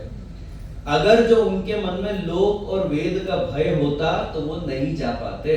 और ऐसे गोपियों को अपन अपने यहाँ पे दूसरे शब्दों में अंतर्ग्रहगता गोपी कहते हैं, कि उनको जाने की इच्छा तो थी, पर कदाच दूसरे गोपीजनों से थोड़ी कम होगी, क्योंकि जब घर वालों ने अटकाया तो अटक गए. और वो दूसरे जो गोपीजन थे उनको अगर अटकाने का प्रयास भी किया होगा तो वो नहीं अटके होंगे. जैसे अपने कीर्तन साहित्य में आता है कि चितवन रोके हूं नहीं रुकी. उनको लोगों ने रोकने की कोशिश करी होगी, लेकिन फिर भी वो रुके नहीं, क्योंकि उनके अंदर वेग इतना आ गया होगा ठाकुर जी को लेके कि भाई वो बस सीधा दौड़ के चले गए. कि ना लोक की कोई लाज, ना भय, ना वेद का कोई भय. अरे जेने जे केવું હોય, દુરીજન ને કેવું હોય તે કહેજો રે. શું છે આખું પદ કેવું છે? વારા મારા હૃદયા કમળ વચ્ચે રહેજો રે. હા, દુરીજન ને જે કેવું હોય તે કહેજો રે. પણ ઠાकुर जी से क्या विनती करें कि वाला मारा हृदय कमल वच्चे રહેજો રે. जिसको जो बोलना है बोले, जिसको जो करना है करे. ये रास पंचाध्याय के विषय में एक जगह पे एक श्लोक आता है गोपीजनों की मनस्थिति समझाते हुए. निंदतु नाम ननांदा हसतु सुपत्नी पतिस त्यजत उच्चैरिदम वदामो मम सखी दामोदर शरणम. निंदतु, भले हमारे नाम की निंदा हो, निंदतु नाम, हमारे नामों की समाज में निंदा हो चलेगा. हसतु सपत्नी, सपत्नी यानी सोतन, भले हमारी सोतन हमारे लिए हंसे, हमको सोतन मान के हंसे, हमको कोई बात नहीं. हसतु सपत्नी पतिस त्यजत, हमारा पति अगर हमको छोड़ भी दे तो भी चलेगा, कोई बात नहीं, भाई बाहर में जाए, कोई चिंता नहीं हमको. उच्चैरिदम वदामो मम सखी दामोदर शरणम. हम तो भाई जोर से भगवत नाम लेते हुए हम तो भगवान श्री कृष्ण के शरण में जा रहे हैं. ये पुष्टि मार्गीय काम है कि जहां पे आपके प्रत्येक इंद्रियों की अनुकूलता ठाकुर जी अनुसार हो जाए, प्रत्येक इंद्रियों की कामना ठाकुर जी परायण हो जाए, वही पुष्टि मार्गीय काम है. श्री गोसाई जी टिप्पणी जी में लिखते हैं कि पुष्टि भक्तों की कामना केवल कृष्ण के दर्शन मात्र में नहीं होनी चाहिए, पर सर्व इंद्रियों से भगवत अनुभव की होनी चाहिए. केवल आ भगवान दर्शन થઈ ગયા કરે તમારે આનંદ નહીં કરી લો કે એમ નહીં માને હા અમારો કામના અમારી પૂરી થઈ. નહીં, પ્રત્યેક ઇન્દ્રિયોથી ભગવાનનો અનુભવ કરવાની કામના હોવી જોઈએ પુષ્ટિ જીવોની અંદર. હવે પ્રત્યેક ઇન્દ્રિયોથી કેવી રીતે થાય? વેણુ ગીતમાં આપણને ખબર પડે છે, ગોપીજનો કહે છે કે અક્ષણવતામ પરમિદમ ન પરમ વિદામહ. અક્ષણવતામ ઇન્દ્રિયવતામ. गोपीजनों શું કહે છે કે અમે ઇન્દ્રિયો કેમ ધારણ કરીને રાખી છે? हमने इंद्रियां क्यों धारण करी है? तो इस शरीर से आपकी सेवा करने के लिए ही हमने इंद्रियों को धारण करके रखा है. अगर जो इन इंद्रियों का ठाकुर जी की सेवा में विनियोग नहीं है तो इनको हम क्यों धारण करके रखें? इनको धारण करने का कोई हेतु नहीं है. इस शरीर इन इंद्रियों के साथ आज के समय ठाकुर जी की सेवा करना, कर पाना, यही इन इंद्रियों का साफल्य है. आज फल છે. આ શરીરથી, આ ઇન્દ્રિયોથી ઠાકોરજીની સેવા કરવી, અને એ પણ ઠાકોરજી તમારી સેવા પ્રેમપૂર્વક સ્વીકારે, આ જ ફલ છે ને આ ફલ મુક્તિ કરતા પણ વિશેષ છે, મુક્તિ કરતા પણ અધિક છે. મુક્તિમાં પણ એ આનંદ નથી જે આનંદ સામે બેસીને ઠાકોરજીની સેવા કરવામાં છે. બોલો આજે આપણી પાસે એવું તો શું છે કે ઠાકોરજી આપણા પાસે આપણી સેવા સ્વીકારે? એવી તો શું સગવડ છે આપણી પાસે? મોટું ઘર છે, સાધનો છે, બધું વૈભવ છે. શું છે કે ઠાકોરજી આપણા ઘરે પધારીને આપણી સેવા સ્વીકારે? હું ઘણીવાર મારા પ્રવચનોમાં કહું કે નંદરાયજી યશોદાજી તો તપ કરીને ભગવાનને પ્રાપ્ત કર્યા કે ભાઈ પ્રભુ આપ અમારા ત્યાં પુત્ર રૂપે પધારો. આપણા વ્રતના ઠિકાણા નથી હોતા, આપણાથી બરાબર વ્રત થતું નથી, આપણાથી બરાબર ભગવત નામ લેવાતું નથી, આપણાથી બરાબર જપ થતું નથી. પણ છતાંય ઠાકોરજી આપણા ઘરે બિરાજે છે કે નથી બિરાજતા? આપણી સેવા સ્વીકારે છે કે નથી સ્વીકારતા? કયા કારણથી? આ ઠાકોરજીનો અનુગ્રહ છે, આ ઠાકોરજીની પુષ્ટિ લીલા છે કે આમ તો આપણી પાસે એવી કોઈ યોગ્યતા નથી, એવું કોઈ સાધન નથી, એવી કોઈ લાયકાત નથી કે પ્રભુ એમનું વૈકુંઠ છોડીને આપણા ઘરે પધારે. પણ છતાં ઠાકોરજી બિરાજે છે ને આપણા ઘરે. આ જ આપણું ફલ છે. આ દેહથી, આ ઇન્દ્રિયોથી આ ભગવાનને શું ખબર નથી કે આપણી કઈ કઈ જગ્યાએ આસક્તિ છે? કેટલું આપણે ખાઈએ છીએ, કેટલું નથી ખાતા, કેટલું પ્રસાદ લઈએ છીએ, કેટલું પ્રસાદ નથી લેતા, કયા કપડાં પહેરવા ગમે છે, કયું ગીત સાંભળવું ગમે છે, કયું ભોજન આપણને ગમે છે, ભગવાનને ખબર નથી? બધું ખબર છે ભગવાન, પણ છતાંય પ્રભુ બિરાજે છે ને આપણા ઘરે. જે રીતે રાખો તે રીતે પ્રભુ રહેવા તૈયાર છે. જેટલા વાગે જગાડો ચાલશે, જે હરોગાવ તે ચાલશે. કેટલા વર્ષ થયા બધાને મિશ્રી હરોગાવતા? પ્રભુ ચલાવે છે કે નથી ચલાવતા? આ જ ફલ છે. આ ઇન્દ્રિયોથી, આ શરીરથી ને આ કન્ડિશનમાં, આ અવસ્થામાં પણ ઠાકોરજીની સેવા કરવી ને ઠાકોરજી આપણી સેવા પ્રેમપૂર્વક સ્વીકારે છે. આ જ ફલ છે ને આ ફલ તો મુક્તિ કરતા પણ વિશેષ છે. सर्व इंद्रियों से भगवान श्री कृष्ण का अनुभव करना, उनका सेवन करना, यही पुष्टि मार्गीय काम है. और इसी का प्रमाण अपन को श्रीमद् भागवत के तृतीय स्कंद में मिलता है. कपिल देव जी अपनी माता जी को उपदेश देते हुए बताते हैं, मद्गुण श्रुति मात्रेण मयि सर्व गुहाशये मनोगति रविच्छिन्ना यथा गंगाम्बुसंबुधौ लक्षणं भक्ति योगस्य निर्गुणस्य हृदाहतं अहैतुकी अव्यवहिता या भक्ति पुरुषोत्तमे सालोक्य साष्टी सामीप्य सारूपेकत्वम अप्युतम दीयमानंद गृह्णन्ति विना मत सेवनम जना. આમ તો ઉપદેશ બહુ લાંબુ છે, પણ અહીંયા કપિલ દેવ શું કહી રહ્યા છે એમની માતાને કે અપને મન की गति मत गुण श्रुति मात्रेण मयि सर्व गुहाशये मनोगति रविच्छिन्ना यथा गंगाम्ब सोमबुधौ. अपने मन की गति, जैसे गंगा जी का जल एक सेकंड भी रुके बिना निरंतर समुद्र में मिलता जाता है, वैसे आपकी मन की गति निरंतर भगवत गुणगान में, भगवत श्रवण में या भगवत स्मरण में लगी रहे. यही पुष्टि मार्गीय काम है.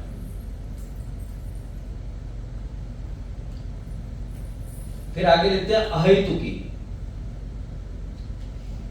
अहेतुकी यानी हेतु फलानुसंधानम तदरहिता. કોઈ પણ પ્રકારના ફલની અપેક્ષા વગર, અથવા તો પુષ્ટિ માર્ગીય કામમાં એક જ અપેક્ષા હોઈ શકે છે, ઠાકોરજીના જ સુખની અપેક્ષા, ઠાકોરજીના જ સ્વરૂપનો અનુભવ કરવાની અપેક્ષા. આના સિવાય કોઈ અપેક્ષા આપણી અંદર રહેતી નથી. અહેતુકી અવ્યવહિતા. અવ્યવહિતા એટલે વ્યવધાન રહિતા. સાધન સેવા તો વ્યવધાનથી જ ભરેલી છે. સ્વરૂપ સેવામાં આપણને વ્યવધાન નડે છે કે નથી નડતું? પણ જ્યારે ભગવાન ભાવ રૂપે તમારા મનમાં બિરાજમાન થઈ જાય, જ્યારે ભગવાનના પ્રત્યે તમને આ પુષ્ટિ માર્ગ અલૌકિક કામની ઉત્પત્તિ થઈ જાય, પછી કયું વ્યવધાન નડશે તમને? श्री महाप्रभु जी सेवाफल ग्रंथ में आज्ञा करते हैं कि साधन सेवा में क्या क्या व्यवधान नड़े छे.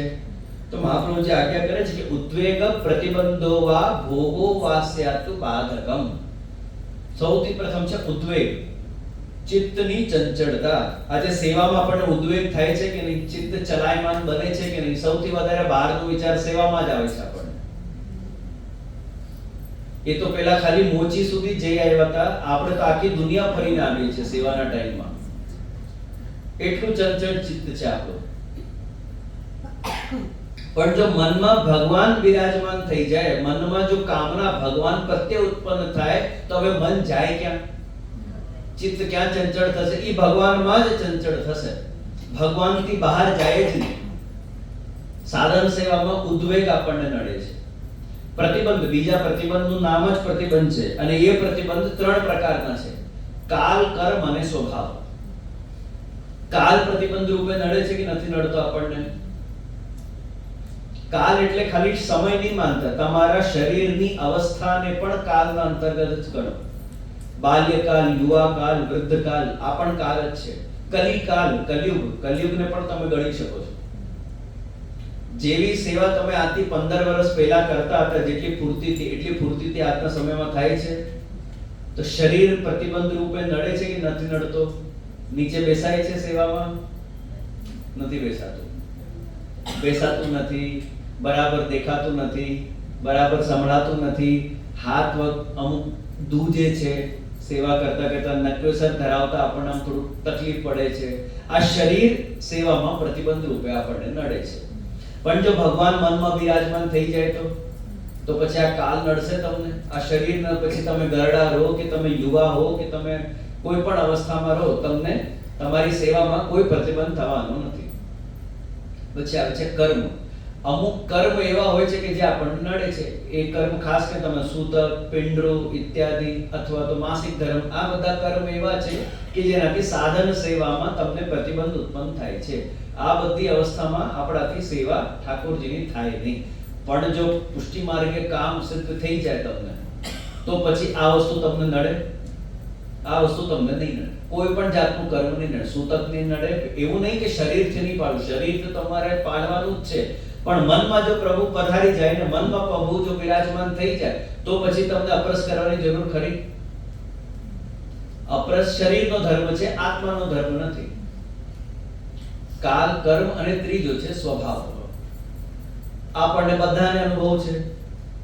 ઘરમાં બધા એવા એવા સ્વભાવના લોકો છે કે જ્યાં સુધી આ લોકો ઘરથી બહાર નહીં જાય ત્યાં સુધી શાંતિથી ઠાકોરજીની સેવા નહીં થાય. સ્વભાવ નડે છે કે નથી નડતું સેવામાં? પણ એ જ જો પ્રભુ મનમાં બિરાજમાન થઈ જાય, પછી ભલે ને કોઈનો કોઈ સ્વભાવ હોય, જેનો જેવો સ્વભાવ હોય, ભલે તમે તમારા સ્વભાવ અનુસાર કામ કરો. અમે તો ઠાકોરજીની સેવા કરીએ, ત્યારે સ્વભાવ નડશે નહીં. પણ સાધન સેવામાં તો જ્યાં સુધી અમુક વ્યક્તિઓને આપણે ટિફિન આપીને નહીં મોકલી દઈએ કે ભાઈ જાઓ તમે ઘરથી બહાર શાંતિથી જાઓ, પ્રેમથી જાઓ, ત્યાં સુધી ઠાકોરજીની સેવા નહીં થાય. અને એવા જ વ્યક્તિઓ પાછા એવા હોય છે કે પછી કંઈક બોલી દે, કંઈક કરી દે ને તો ચિત્તમાં ઉદ્વેગ ઉત્પન્ન થઈ જાય છે. આ જ સ્વભાવ પાછો ઉદ્વેગ ઉત્પન્ન કરે છે. એટલે આવા લોકોને પહેલા ઘરથી બહાર કરી દો. ઘરથી બહાર એટલે આમ કાઢી નહીં મૂકવા, એને મોકલી દેવું. જે જગ્યાએ જવું તે જાઓ, પ્રેમથી જાઓ, અમારી જોડે બેઠકમાં મોકલી દેવાનું એમને. પછી તમે ભલે પ્રેમથી ઠાકોરજીની સેવા કરો. ઉદ્વેગ પ્રતિબંધો વા ભોગો વાસ્યાતુ બાધકમ. ત્રીજું સેવામાં જે પ્રતિબંધ રૂપે આપણને નડે છે એ છે ભોગ. ભોગ અર્થાત સુખ ભોગવાની લાલસા. સુખ ભોગવાની જે વૃત્તિ આપણી અંદર છે એ પણ સેવામાં પ્રતિબંધ રૂપે આપણને નડે છે. અત્યારે એસી બરાબર છે? જો અત્યારે આપણે એસી હજી તો ફાસ્ટ કરી દઈએ તો બધાને સુખ થશે કે દુઃખ થશે? જો ભાઈ અમે તો અગ્નિ સ્વરૂપ છે, અમને કઈ બહુ ઠંડી કે ગરમી નહીં લાગે.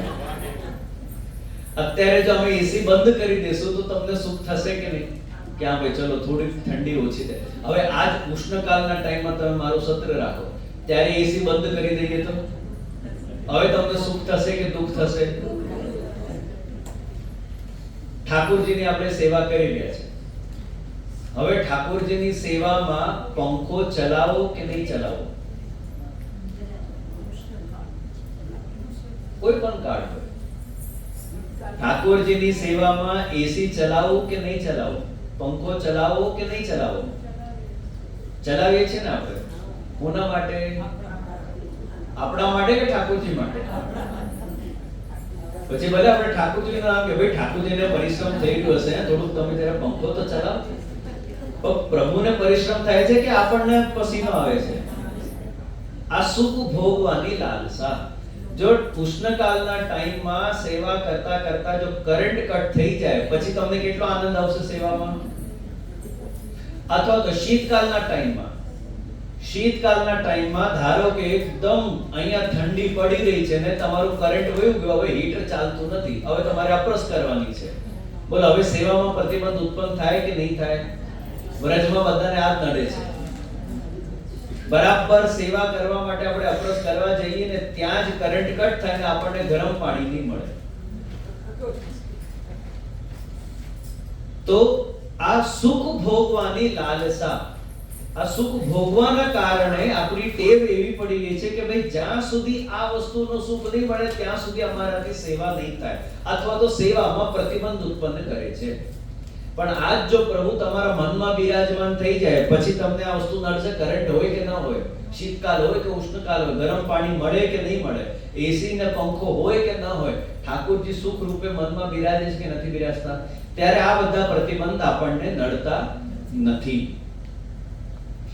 તો અહીંયા કપિલ દેવજી શું કહે છે કે અહૈતુકી અવ્યવહિતા યા ભક્તિ પુરુષોત્તમે. આ રીતે જ્યારે તમે પુરુષોત્તમની કરો, કોઈ અંશની કોઈ કલાની નહીં, આવો ભાવ તમારા મનમાં જે ભાવ ઉત્પન્ન થયો છે એ પૂર્ણ પુરુષોત્તમ માટે થવું જોઈએ, કોઈ વિભૂતિ માટે નહીં થવું જોઈએ, કોઈ અન્ય દેવી દેવતા માટે નહીં થવું જોઈએ, વિષ્ણુના બીજા અવતારો માટે નહીં થવું જોઈએ, વિષ્ણુ માટે નહીં થવું જોઈએ, સાક્ષાત પૂર્ણ પુરુષોત્તમ માટે આ ભાવ ઉત્પન્ન થવો જોઈએ. અને જે વ્યક્તિની અંદર આવો કામ ઉત્પન્ન થઈ જાય છે, આવો અલૌકિક કામ ઉત્પન્ન થઈ જાય છે, તે વ્યક્તિને પછી આગળ કપિલ દેવજી કહે છે કે સાલોક્ય સાષ્ટી સામીપ્ય સારૂપેકત્વમપ્યુતમ દીયમાનં ન ગૃહ્ણન્તિ વિના મત સેવનમ જના. આવા જીવને જો તમે ચારે પ્રકારની મુક્તિ પણ આપવા માંગો તો એ ભગવાનથી અલગ મુક્તિને સ્વીકારતા નથી. કેમ પુષ્ટિ માર્ગમાં મુક્તિ આપણે નથી સ્વીકારતા? આપણે ભક્તિ જ માંગીએ છીએ, કેમ મુક્તિ નથી માંગતા?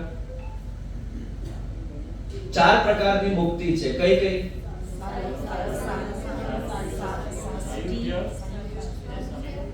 સાષ્ટી સાલોક્ય એક જ છે. સાલોક્ય, સામીપ્ય, સારૂપ્ય, સાયુજ્ય.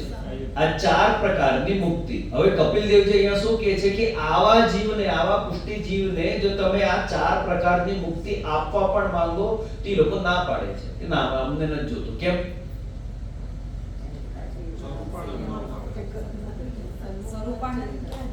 ભાઈ સાલોક્ય, ભગવાન જે લોકમાં સ્થિતિ કરે છે એ જ લોકમાં તમારી સ્થિતિ. બોલો બધાને વૈકુંઠ જવાની ઈચ્છા છે કે નહીં? નહીં. કોઈને ન જવું ઉપર, અહીંયા જ રહેવું છે. વૈકુંઠવાસ જોઈએ કે નહીં જોઈએ?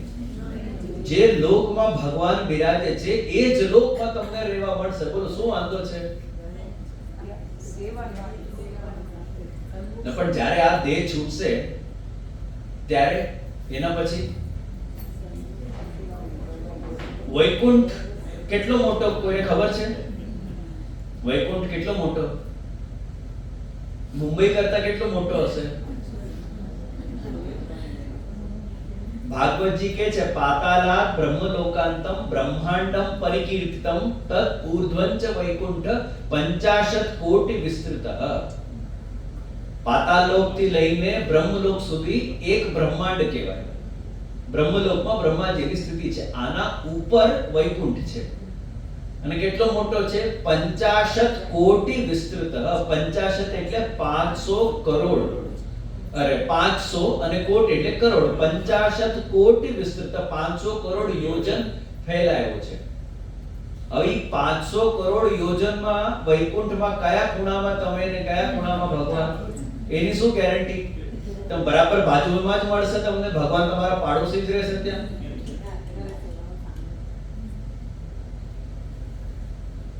તો કે છે કે અમને સાલોક્ય નથી જોઈતો. તમે અમને સાલોક્ય આપીને કોઈ એક કોણામાં અમને મૂકી દો ને ભગવાન કોઈ બીજા કોણામાં હોય, તમારાથી ક્યાં દર્શન થાય? ઠાકોરજીના દર્શન પણ નહીં થાય અમને. આ સાલોક્ય. પછી આવે છે સારૂપ્ય.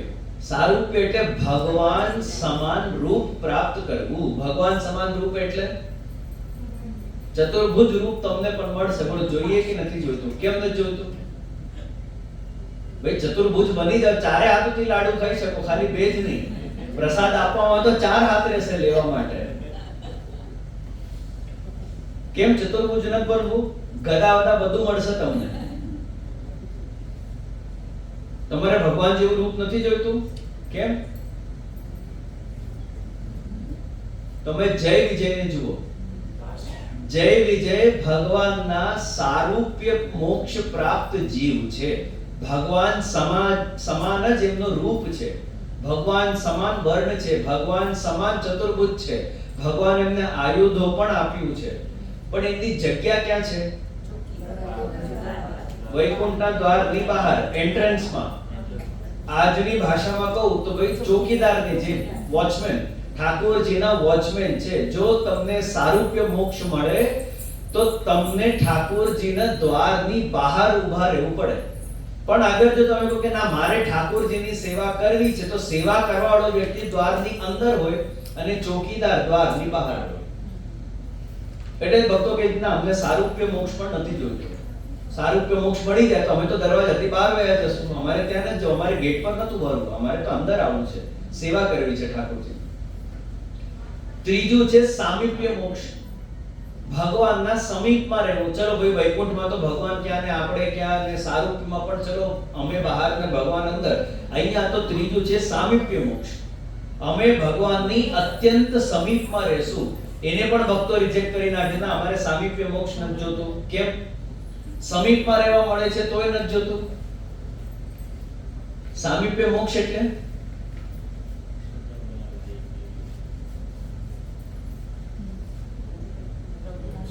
ભગવાનના સમીપમાં રહેવું. ભગવાનના સમીપમાં શું છે?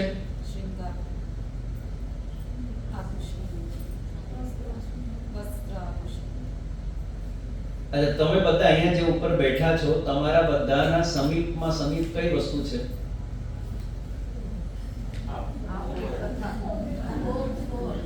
તમારા ચશ્મા, તમારા કાનના, તમારા ગળાના. આના કરતા વધારે સમીપ બીજું કઈ નથી.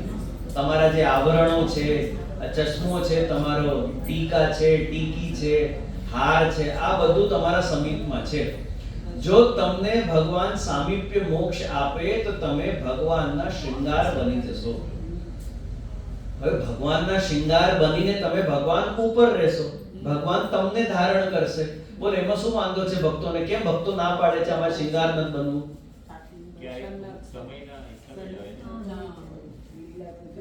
હવે ધારો કે તમે ભગવાનના મોતીના શૃંગાર બન્યા,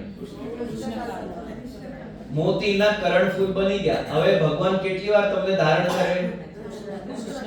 ઉષ્ણકાલમાં જ કરશે. અને એ પણ 3-4 જોડી કરણફૂલ હોય તો તમારો નંબર ક્યારે લાગશે?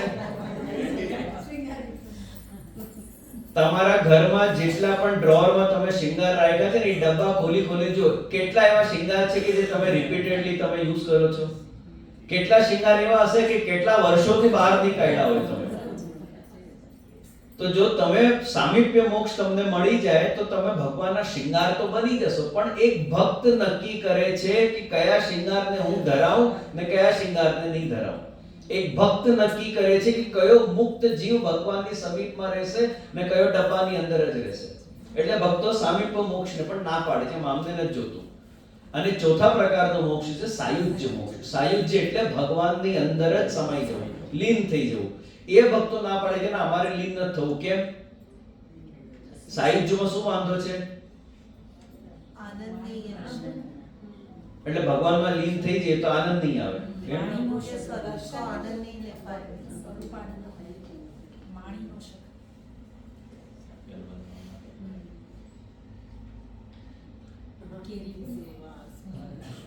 જલ પીવામાં આનંદ છે કે જલ બનવામાં આનંદ છે? તમે જો જલ બની જાઓ એમાં આનંદ છે કે જલ પીવામાં આનંદ છે? એવી જ રીતે તમે જો ભગવાનની અંદર લીન થઈ ગયા, આનંદની અંદર લીન થઈ ગયા, તો તમે પણ આનંદમય તો બની ગયા, પણ એ આનંદની અનુભૂતિ તમને થાય? તમને નહીં થઈ. કોને થાય? જે ભગવાનની સામે રહીને, ભગવાનથી અલગ રહીને એમની સેવા કરે છે, સ્વરૂપાનંદનો અનુભવ કરે છે, એને આનંદનો દાન મળે છે. જે અંદર છે એને નહીં મળે. એટલે જ ભક્તો કહે છે કે અમને આમાંથી કોઈ પણ પ્રકારની મુક્તિ જોઈતી નથી. અમને સાલોક્ય નહીં, સાલોક્ય સારૂપ્ય સામીપ્ય સાયુજ્ય દીયમાનંદ ગૃહ્ણંતિ વિના મત સેવનમ જના. જો અમે આપવા પણ માંગીએ ને તો આ લોકો સ્વીકારતા નથી. पुष्टि मार्गीय काम जिस व्यक्ति के अंदर या जिस भक्त के अंदर सिद्ध होता है वो इसमें से किसी भी प्रकार के मोक्ष को नहीं स्वीकारता है, क्योंकि वो मन बुद्धि शरीर इंद्रियों सहित ठाकुर जी की सेवा करना ही उसका परम धर्म है, वही उसके अर्थ है और वही ठाकुर जी उसके काम है. सामने रह के ठाकुर जी की सेवा करने में जो आनंद का अनुभव होता है वो ठाकुर जी के अंदर समा जाने में नहीं होता.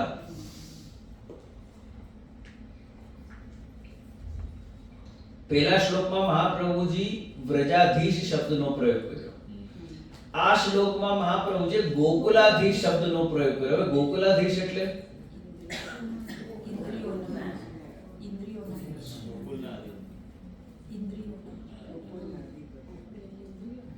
श्री ब्रजराय जी गो शब्द का अर्थ करते हैं गोकुलोक्तया गोप्यो गोपा गावश्च इति भावः.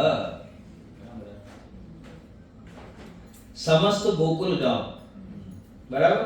પછી गोपियां, गोप, गाय, इन सब के जो अधिपति हैं वो गोकुलाधीश. इन सब के अधीश, इन सब के स्वामी, इन सब के राजा जो हैं वो गोकुलाधीश. હવે ગોકુલાધીશ કેવા છે તો પછી આગળ લખે છે શ્રીપદ. यदि श्री गोकुलाधीशो છે ને, ગોકુલાધીશ એકલા નથી, શ્રી ગોકુલાધીશ. હવે શ્રીપદનો શું અર્થ છે? श्रीपदस्य तद अंतरंग भक्त सहित अथवा श्रीयुक्तम यद गोकुलम तस्य तथा. श्रीपद से महाप्रभु जी का तात्पर्य है अंतरंग भक्त गोपी जनों सहित भगवान. एक तो आ अर्थ लेवाय. અને બીજો श्री એટલે અહીંયા लक्ष्मी जी. लक्ष्मी जी से युक्त जो गोकुल है उसके अधीश भगवान श्री कृष्ण गोकुलाधीश.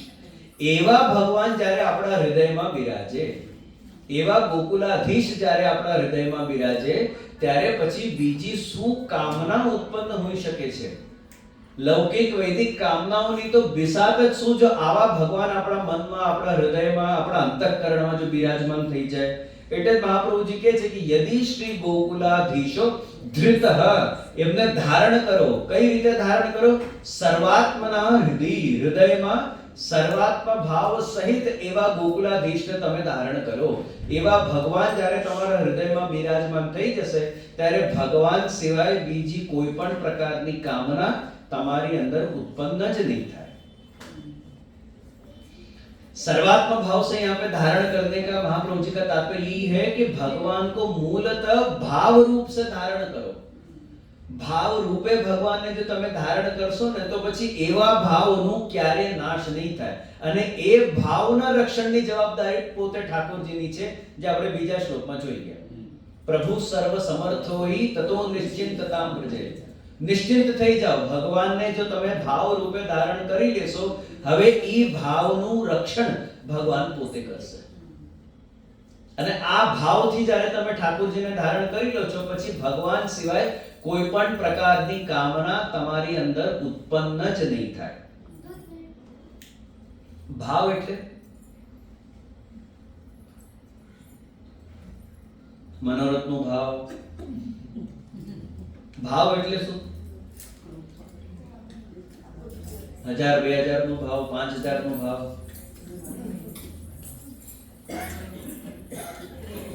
ભૂયતે ઇતિ ભાવઃ, જે ઉત્પન્ન થાય છે, જેની સત્તા છે એ જ ભાવ છે.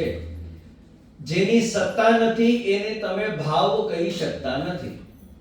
ઘણા વૈષ્ણવ ક્યાં ગલતી કરે છે કે કલ્પનાને ભાવ સમજે છે.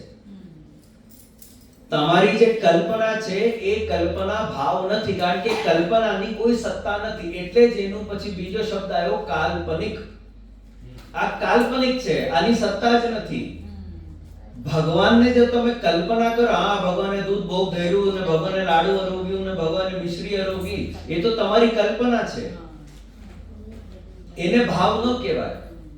ભૂયતે ઇતિ ભાવ, જે ઉત્પન્ન થાય, જેની સત્તાનો તમને અનુભવ થાય, એ ભાવ છે. ભગવાનનો જ્યારે તમને તમારા હૃદયમાં અનુભવ થાય ત્યારે સમજો કે હા ભગવાન ભાવ રૂપે મારા હૃદયમાં બિરાજમાન થયા છે. તો આ બધાના ઠાકોરજી ક્યાં છે અત્યારે? ઘરે. ઘરે છે. એટલે કોઈને પણ અત્યારે એવો અનુભવ નથી કે ભગવાન મારી જોડે જ છે. હવે જો હું જબરદસ્તી કહું તો કદાચ તમે કલ્પના કરશો કે હા પ્રભુ મારી જોડે જ બિરાજે છે, બાજુમાં જ છે, પણ એ તમારી કલ્પના છે. આજની તારીખમાં ભગવાન આપણી જોડે જ છે એવો અનુભવ આપણને નથી. તો ભાવ અને કલ્પના એ બે અલગ વસ્તુ છે. કલ્પનાને ભાવ માનતા નહીં. હું એકવાર એક જગ્યાએ વૈષ્ણવના ઘરે ગયો. એક વૈષ્ણવ સ્પેશિયલી પધરાવ્યા હતા અમને અમારા ઘરે, એમના ઘરે અમને પધરાવ્યા હતા. તો અમે એમના ઘરે ગયા તો એમને હતું કે જે અમારા ત્યાં યમુનાજી પધાર્યા છે, યમુનાજી પધાર્યા છે, નાના જે આપ પધારો કહ્યું. ઠીક છે, અમે ગયા અને જોયું તો એમના ઠાકોરજીના કક્ષમાં દીવાર પર અમુક લીકેજ હતું. તો જોઈને મેં કીધું યમુનાજી નથી પધાર્યા, અંદરની તમારી કન્સીલ્ડ પાઇપ ફાટી હશે, તમે ચેક કરો. નાના જે સાક્ષાત યમુનાજી છે, ઠાકોરજી ઉપર 2-3 ટપકાઓ પણ રોજ પડે છે, બરાબર એકદમ એમના ચરણારવિંદ ઉપર જ પડે છે. મેં કીધું કદાચ એ બાજુની પાઇપમાં છેદ હશે, તમે ચેક કરાવો. પછી એમને ચેક કરાવ્યું તો અંદર લીકેજ જ હતું. આવો ભાવ નહીં કરતા. એક વાર રોટલી ખાતા ખાતા પતા નહીં કઈ રીતે એને રોટલી ખાધી કે પછી શ્રીનાથજીનું શેપ બની ગયો. એમાં અરે આ તો સાક્ષાત શ્રીનાથજી પધારી ગયા છે. મેં કીધું હવે તું રોટલી ખાતો નહીં, હવે તારાથી રોટલી નહીં ખવાય. આવો ભાવ નહીં, આવો ભાવ નહીં કરો. હવે તો નવરાત્રીના દિવસો ચાલે છે, કેટલાની અંદર તો માતાજીનું આવેશ આવે છે, માતાજીનો ભાવ ઉત્પન્ન થાય છે કેટલા લોકોને. હવે દેખાદેખીમાં તો ત્યાં સુધી તો ઠીક, માતાજીનો ભાવ થાય વાંધો નહીં, પણ દેખાદેખીમાં આપણા વૈષ્ણવ ચાલુ થઈ ગયા. નવરાત્રીના દિવસોમાં યમુનાજી મારા અંદર પધારી ગયા, મને યમુનાજીનો ભાવ થઈ ગયો, યમુનાજીનો આવેશ થઈ ગયો. આવું બધું નહીં. ઠાકોરજીનો સાક્ષાત અનુભવ જ્યારે તમને મનમાં થાય, તમારા હૃદયમાં તમને થાય, એ ભાવ છે. ભગવાન જ્યારે ભાવ રૂપે તમારા અંદર પધારે છે ત્યારે તમને એવો અનુભવ થશે કે હા ઠાકોરજી મારી જોડે જ છે. ત્યારે તમને કોઈ પૂછે તો તમે ઘર નહીં કહો કે ઠાકોરજી ક્યાં છે, તો મારા ઘરે છે. ના, મારી જોડે જ છે. આનું નામ છે ભાવ.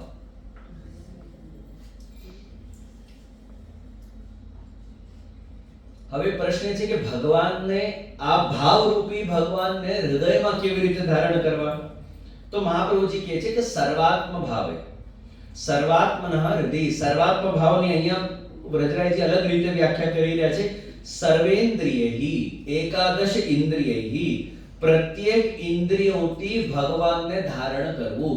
પ્રત્યેક ઇન્દ્રિયોનો વિષય જ્યારે ભગવાન બની જાય ત્યારે સમજો કે તમે ભગવાનને સર્વાત્મ ભાવ સહિત તમારા હૃદયમાં ધારણ કર્યા છે.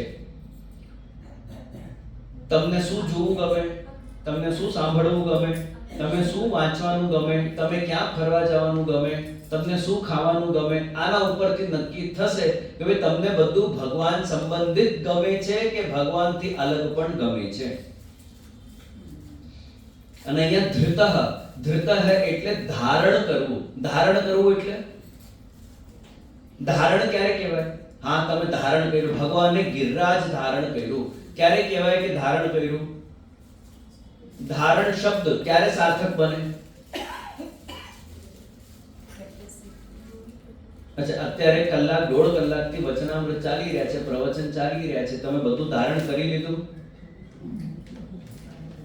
આને ધારણ કરેલું કહેવાશે કે નહીં કહેવાય? કેમ નહીં કહેવાય? ધારણ શબ્દ ક્યારે સાર્થક બને છે?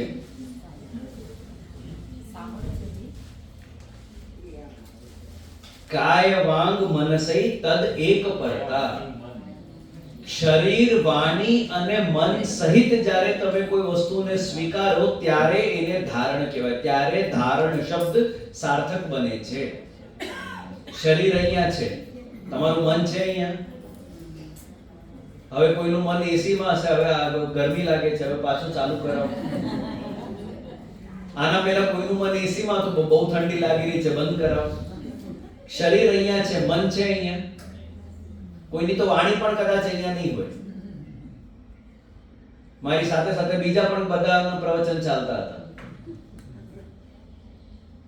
શરીર, વાણી અને મન ત્રણેયથી જ્યારે તમે એને ગ્રહણ કરો ત્યારે ધારણ શબ્દ સાર્થક બને છે. આપણને કેમ પ્રવચન યાદ નથી રહેતું? આપ ચતુશ્લોકી પર પહેલી વાર સાંભળી રહ્યા છો? 500 વર્ષથી ચતુશ્લોકી પર પ્રવચન થઈ રહ્યા છે. કેટલા બધા બાળકોના ઓનલાઈન પણ તમને કદાચ મળે વિડિયો. તમે પ્રત્યક્ષમાં પણ ઘણા બાળકોને સાંભળ્યો હશે. યાદ કેમ નથી રહેતું? આજે આપણે જે રિવિઝન કરી ગયા ચતુશ્લોકીના પ્રથમ 2 શ્લોકનું, એ પણ આપણે આમ તો પહેલા કરી જ ચૂક્યા છીએ, પણ છતાં યાદ કેમ નથી રહેતું? કારણ કે શરીરથી ધારણ કરો પણ ઘણીવાર મન કે વાણીથી ધારણ નહીં કર્યું હોય. ત્રણેયથી જ્યારે તમે એને ગ્રહણ કરો ત્યારે ધારણ શબ્દ સાર્થક બને છે. તો ઠાકોરજીની પણ અનુભૂતિ એ શરીર, વાણી અને મન સર્વ ઇન્દ્રિયો સહિત જ્યારે તમે ભગવાનનો અનુભવ કરો ત્યારે ધારણ શબ્દ સાર્થક બને છે. संन्यास निर्णय में श्री महाप्रभु जी आज्ञा करते हैं, कौंडिन्यो गोपिका प्रोक्ता गुरुव साधनम चतत भावो भावनया सिद्ध साधनम नान्य दिश्यते. मर्यादा मार्ग में अगर आपको भाव करना है, भाव पक्ष में मर्यादा मार्ग में कौंडिन्य ऋषि सर्वश्रेष्ठ हैं. लेकिन पुष्टि मार्ग में अगर जो आपको भाव पक्ष में कोई सर्वश्रेष्ठ है तो महाप्रभु जी आज्ञा करते हैं कि वो गोपीचंद है. कोई भी भाव करने से पहले आप ये बात याद कर लो कि गोपीजनों ने ठाकुर जी को किस भाव से धारण किया था, गोपीजनों ने किस भाव से ठाकुर जी का सेवन किया था, उन्होंने किस भाव से ठाकुर जी की सेवा करी थी, उसको ध्यान में रखते हुए आप कोई भी प्रकार का भाव करो. इसलिए आज अपन अपने यहाँ पे कोई भी सेवा अपने भाव से नहीं करते. अपने पास वो भाव ही नहीं है कि जो ठाकुर जी स्वीकार है. न लौकिक प्रभु कृष्ण मनुते नैव लौकिकम. भगवान श्री कृष्ण लौकिक नहीं अलौकिक हैं. એમને ભૂલથી પણ તમે લૌકિક માનતા નહીં. હવે જે અલૌકિક છે એ તમારો લૌકિક ભાવ સ્વીકારશે? આપણી અંદર એવો અલૌકિક ભાવ છે? આપણી અંદર લૌકિક ભાવ જ છે. એટલે જ મેં કહ્યું ને કે આપણે ભગવાનના દર્શન કરવા જઈએ છીએ કે આપણે સજાવટના દર્શન કરવા જઈએ? આપણે ભગવાનના દર્શન કરવા જઈએ કે શૃંગારના દર્શન કરવા જઈએ? શરદ પૂનમ આવશે હમણાં થોડા દિવસોમાં. એકવાર કોઈ વૈષ્ણવ પ્રશ્ન પૂછે, જે શરદ પૂનમ આપ પેલું મોટું હીરાવાળું મુકુટ ધરાવશો ને, અરે 4 મુકુટ છે ઠાકોરજી પાસે, હું કોઈ પણ ધરાવ, પણ તમારી દૃષ્ટિ ક્યાં છે? દર્શન કરવામાં પણ તમારી દૃષ્ટિ ક્યાં છે? આ જો કેટલો મોટો હીરાનો મુકુટ ધરાવ્યો, જો આ સોનાનો મુકુટ ધરાવ્યો. આ લૌકિકતા છે આપણી કે ભગવાનમાં પણ આપણે ધાતુના દર્શન કરીએ. જે મારા ઠાકોરજી ઘસાઈ ગયા. ઠાકોરજી ઘસાય કે કાગળ ઘસાય? ઠાકોરજી ઘસાય કોઈ દિવસ? અમે બીજો ચિત્ર આગળ પધરાવીએ તો ચાલે કે નહીં ચાલે? આ આપણે અંદરની લૌકિકતા. આ લૌકિકતાને દૂર કરવા માટે શ્રી મહાપ્રભુજી આપણને ભાવ ભાવના આપી કે તમે ભાઈ ગોપીજનોના ભાવથી સેવા કરો. જે રીતે ગોપીજનો ઠાકોરજીની સેવા કરતા હતા તમે એ રીતે ઠાકોરજીની સેવા કરો. અને ગોપીજનોને અહીંયા મહાપ્રભુજી ગુરુ કહે છે. કેમ ગુરુ કેમ કહ્યા? ગોપિકા ગુરવઃ પ્રોક્તા. ગોપીજનો કેમ ગુરુ છે? કારણ કે ગોપીજનો કેવલ વાણીથી નહીં પણ આચરણથી પણ સિદ્ધ કર્યું કે ઠાકોરજીમાં કઈ રીતે ભાવ કરવું જોઈએ. જે ગોપીજનો બોલતા હતા એવું જ કરતા હતા. અને આચાર્ય કે ગુરુ કોને કહેવાય? કે જે પોતે ખાલી કહે નહીં પણ આચરણથી પણ એ વસ્તુને સિદ્ધ કરીને બતાવે, એ ગુરુ. એટલે મહાપ્રભુજી ગોપીજનોને ગુરુ કહી રહ્યા છે કે પુષ્ટિ માર્ગમાં ભાવ પક્ષમાં અગર જો કોઈ ગુરુ છે તો તે બધા ગોપીજનો છે.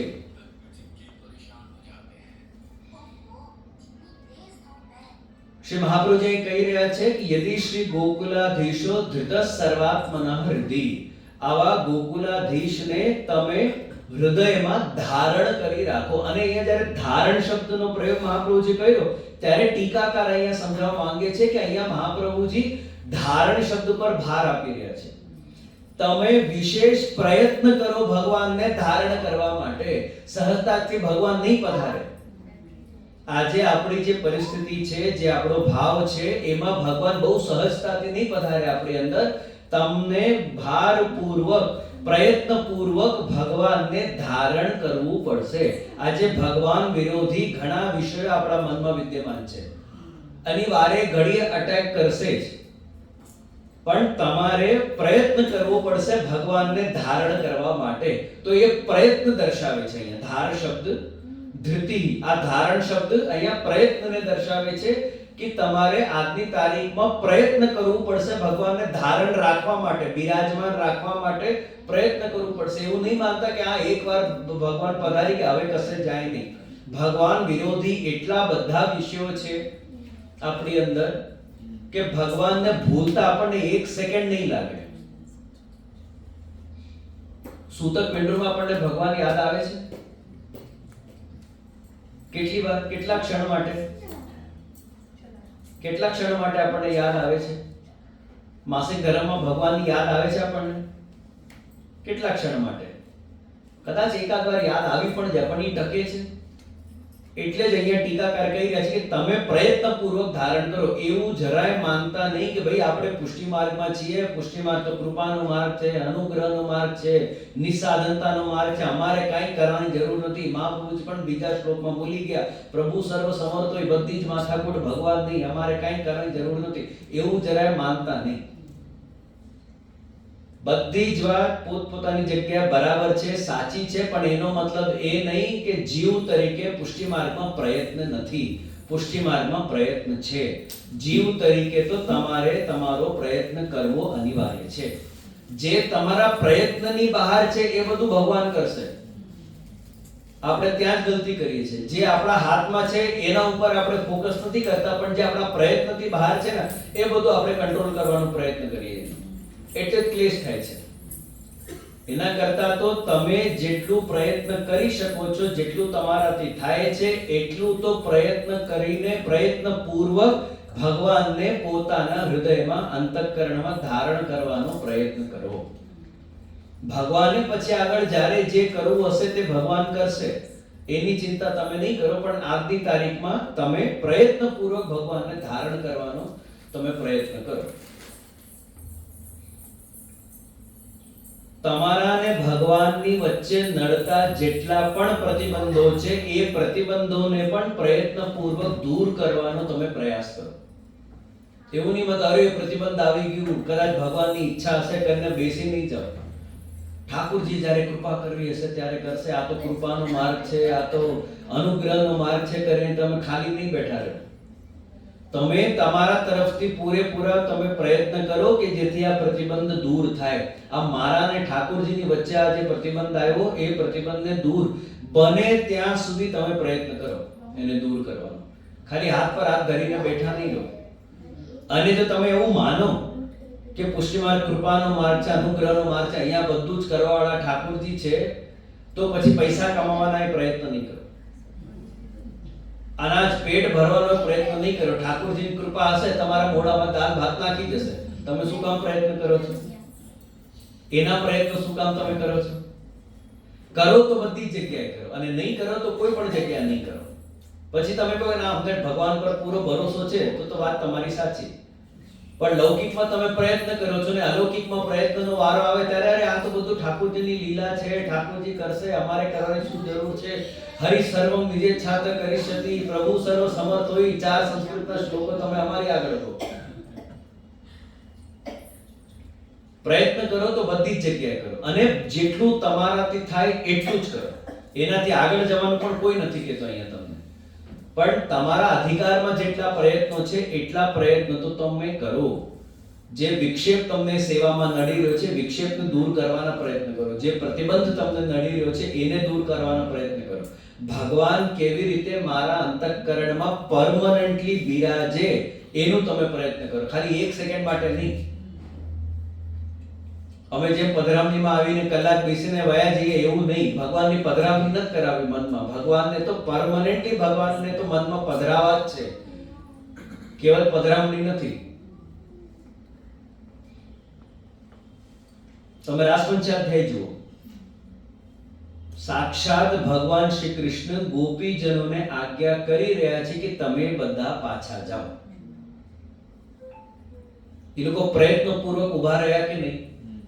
ચલો તમે બીજાનું નહીં માનો, ગુરુની વાણી નહીં માનો, શાસ્ત્રની વાણી નહીં માનો, વેદની વાણી નહીં માનો, આ તો સાક્ષાત ભગવાન છે. સાક્ષાત ભગવાનની પણ વાણી એ લોકો માની નહીં. કેમ નહીં માની? કારણ કે ખબર હતી કે ભગવાન પરીક્ષા લઈ રહ્યા છે. ભગવાન પરીક્ષા લઈ રહ્યા છે. ભગવાનની ઈચ્છા તો રાસની જ છે, અમને પાછા મોકલવાની નથી. આ તો પરીક્ષાના અર્થમાં ભગવાન અમને કહી રહ્યા છે. એટલે એ લોકો પ્રયત્ન કર્યો.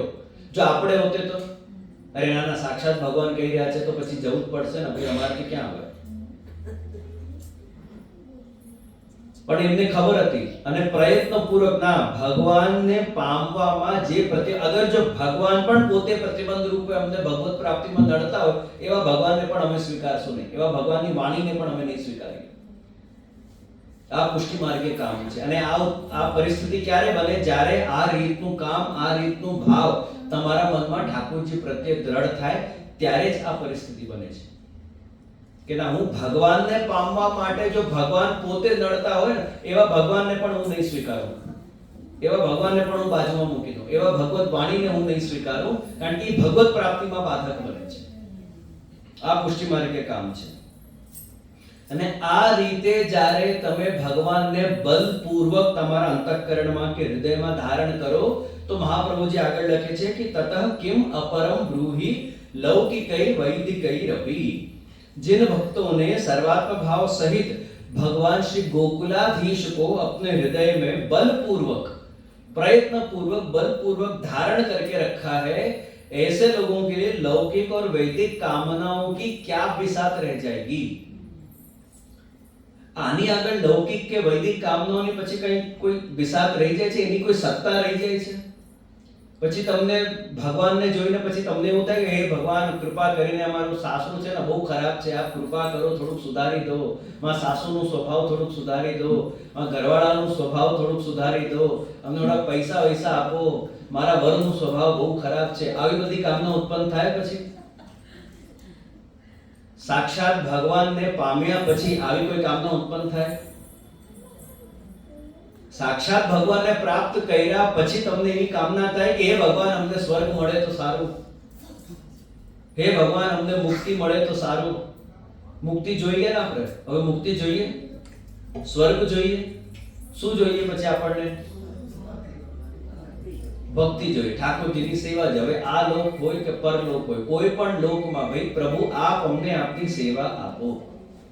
આપની સેવાથી અલગ અમને રાખતા નહીં, સેવાથી દૂર રાખતા નહીં. આ લોક હોય કે પરલોક હોય, આપ અમને આપની સેવા આપો. આ જ ભક્તોની કામના છે. પછી લૌકિક વૈદિક કામનાઓની કોઈ સત્તા બાકી નહીં. અગર જો તમે બલપૂર્વક ભગવાનને ધારણ કરી રાખો તમારા અંતઃકરણમાં, હૃદયમાં, લૌકિક વૈદિક કામનાઓની કોઈ સત્તા નહીં રહે. અને આ જ વાત ગોપીજન રાસ પંચાધ્યાયમાં પાછા ભગવાનને કહી રહ્યા છે કે સંત્યજ્ય સર્વ વિષયમ તવ પાદ મૂલમ પ્રાપ્તા. ભગવાનને ક્યારે પ્રાપ્ત કરી શકાય છે? સંત્યજ્ય, સારી રીતે જ્યારે તમે બધી જ વસ્તુઓનો ત્યાગ કરીને ભગવાન તરફ જાઓ, તો જ તમે ભગવાનને પ્રાપ્ત કરી શકો છો. સારી રીતે એટલે સમ્યક્તયા ત્યાગ, સંત્યજ્ય. સારી રીતે એટલે સારી રીતે ત્યાગ કરવું એટલે શરીર, વાણી અને મન ત્રણેયથી ત્યાગ કરવું. જ્યારે તમે ત્રણેયથી ત્યાગ કરો છો ત્યારે એને સારી રીતે ત્યાગ ગણાય. તમે આજે મને એક ધોતી ભેટ ધરો, જે આજે આપના માટે ધોતી બહુ સારી, હું કાલે એક ધોતી પહેરીને આવું. હવે તમારા મનમાં શું ભાવ થશે? આ અમારી ધરેલી ધોતી છે. આજે આ તો અમે ગઈકાલે અમે ધરી હતી જેને. આ તો અમારો ઉપરનો છે. કોનો ઉપરનો? શરીરથી તો ત્યાગ થઈ ગયો, પણ મન અને વાણીથી હજી એ વસ્તુ કોની છે?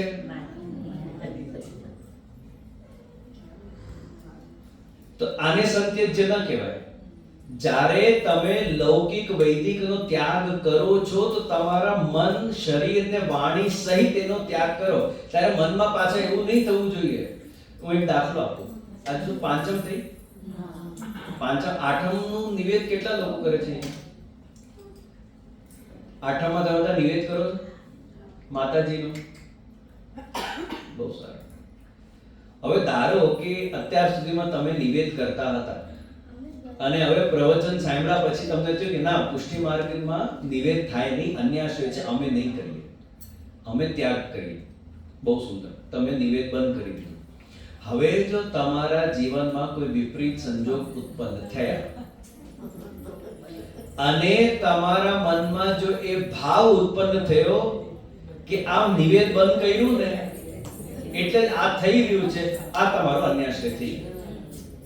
એટલે તમે ભલે શરીરથી તો ત્યાગ કર્યું, પૂજનનું તમે શરીરથી ત્યાગ કર્યું, પણ મન અને વાણીથી હજી ત્યાગ નથી કર્યું. મન અને વાણીમાં તો હજી દેવી બિરાજે જ છે કે ના ના, અરે આવું બની ગયું, તેવું બની ગયું. કેમ? જે દેવીનું પૂજન નથી કરતા એમના જીવનમાં વિપરીત સંજોગો ઉત્પન્ન નથી થતા. જે દેવીનું કરે છે એના જીવનમાં વિપરીત સંજોગો ઉત્પન્ન નથી થતા. થાય છે. એ તમારા નસીબની વાત છે, એ આપણું ભાગ્ય છે. પૂજનથી એનો લેવો દેવો નથી. અને આપણા ત્યાં તમે વૈષ્ણવની વાર્તા જુઓ. એક ભક્ત એવા થઈ ગયા કે જે દેવીને 4 રૂપિયા આપીને આવ્યા હતા કે આ તો મેં એની મજૂરી આપી. એક જગ્યા દેવી માટે મજૂરીનો ભાવ. જે દેવી મારા ઠાકોરજીનું રક્ષણ કરે છે, કે મારી ઠાકોરજીની રક્ષા માટે દ્વાર પર ઊભી છે, એ ઠાકોરજી મારા ઘરે બિરાજે છે. હવે હું પછી દેવી પાસે જાઉં કે ઠાકોરજી પાસે જાઉં?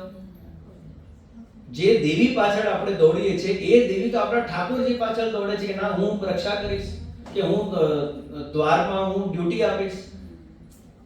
અથવા તો જે મહાદેવજી પાછળ આપણે દોડીએ એ મહાદેવજી તો ભાઈ શેઠ પુરુષોત્તમદાસના ઘરના બહાર ઊભા છે કે વૈષ્ણવ સત્સંગ કરીને બહાર નીકળશે તો કદાચ મને પ્રસાદની એકાદ કણિકા મળે.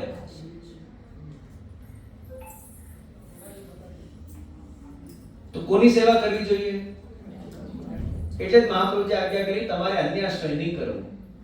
આ બધા જ દેવી દેવતાના પણ જે પર છે, જે એમના કરતા પણ શ્રેષ્ઠ છે, એ આપણા ઘરે બિરાજે છે. તો તમે શરીરથી નહીં, શરીરની સાથે સાથે મન અને વાણીથી પણ જ્યારે ત્યાગ કરો છો ત્યારે ત્યાગ સિદ્ધ થાય છે. અન્યાશ્રય છોડીને પછી કોઈ દિવસ પાછો મનમાં એ ભાવ આવી ગયો ને, અરે આ તો મેં પૂજન બંધ કર્યું એટલે આમ થઈ ગયું ને તેમ થઈ ગયું, તો એને ત્યાગ ન કહેવાય. એ પણ અન્યાશ્રય છે. ભલે તમે પૂજન નથી કર્યું, ભલે તમે પાછા પૂજન નથી કર્યા દેવીના, પણ મનમાં ભાવ આવી ગયો ને કે અરે આ તો બંધ કર્યું ને એટલે આ થઈ ગયું મારી સાથે, તો આ પણ તમારો અન્યાશ્રય છે.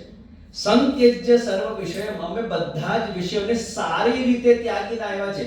હવે દોડીને ભગવાન પાસે આવી ગયા પછી હવે મારું ઘર ને મારું પતિ ને મારી સાસુ ને મારા સસરા, અરે મારે તો હજી એને ચા આપવાની હતી, હું તો દાળ મૂકીને આવી, મારે તો હજી રસોઈ બાકી હતી, છોકરો ટ્યુશન થી આવતો હશે, એક્ઝામ ના દિવસો છે, શરદ પછી એક્ઝામ ચાલુ થવાની છે, તેવું બધું વિચાર એમના મનમાં નહોતું. જ્યારે ત્યાગીને આવ્યા તો ત્યાગીને આવી ગયા. ત્યારે પછી ભગવાન સિવાય કોઈ વિષય એમના મનમાં બાકી રહ્યું નહીં. લોક સંબંધી કોઈ વિષય બાકી નથી રહ્યું, વેદ સંબંધી કોઈ વિષય બાકી નથી રહ્યું કે અરે સાંજના સમયમાં આવું ન કરાય, આમ ન જવાય, અમે બધા પરણેલી સ્ત્રીઓ છીએ, ઘરમાં આ બધું મૂકીને અમે દોડીને આવી ગયા, આ તો અમારા માટે સારું ન કે. આ બધું પણ એ ત્યાગીને આવ્યા હતા, કોઈ વિચાર નહીં. આને કહેવાય સંત્યજ્ય સર્વ વિષયમ તવ પાદ મૂલમ પ્રાપ્ત. ભગવાનને કોણ પામી શકે? એમાં પણ ભગવાન શ્રી કૃષ્ણને કોણ પામી શકે? જેની અંદર આ રીતનું ત્યાગ કરવાનો સાહસ હોય એ જ ભગવાન શ્રી કૃષ્ણને પામી શકે, બાકી નહીં. એક વસ્તુ ધ્યાનથી સમજજો, ગાંઠ મારી આ વાતને. જેમ જેમ તમારો સંબંધ ભગવાન સાથે દ્રઢ થતો જશે તેમ તેમ તમારો સંબંધ દુનિયા સાથે છૂટતો જશે. આટલું યાદ રાખજો. જો આની તૈયારી હોય તો તમે બહુ આગળ વધજો માર્ગમાં. આની તૈયારી ન હોય તો કૃષ્ણ ભક્તિમાં આગળ વધતા નહીં, એમાં પણ ખરેખર પુષ્ટિ ભક્તિમાં આગળ વધતા નહીં. આજે ઠાકુરજી કૃપા કરીને આપણને એટલો ભાવ નથી આપ્યો જે 84,252 નો હતો. કારણ કે જ્યારે દુનિયા છોડવાનો વારો આવશે ને, કે એમાં આસક્તિને છોડવાનો વારો આવશે ને, આપણાથી નહીં થાય. આજે આપણે એટલી તૈયારી નથી. ભગવાન આપણને ધીમે ધીમે તૈયાર કરી રહ્યા છે. અમુક સંજોગો આપીને, અમુક સિચ્યુએશન આપીને કે ભાઈ તારી લૌકિક આસક્તિ છૂટે, તારા ઘરવાળાઓમાં આસક્તિ છૂટે, પૈસામાં તારી આસક્તિ છૂટે. ઘરવાળા છૂટવાની વાત નથી, પૈસા છૂટવાની વાત નથી, પણ એમનામાં રહેલી તમારી આસક્તિ.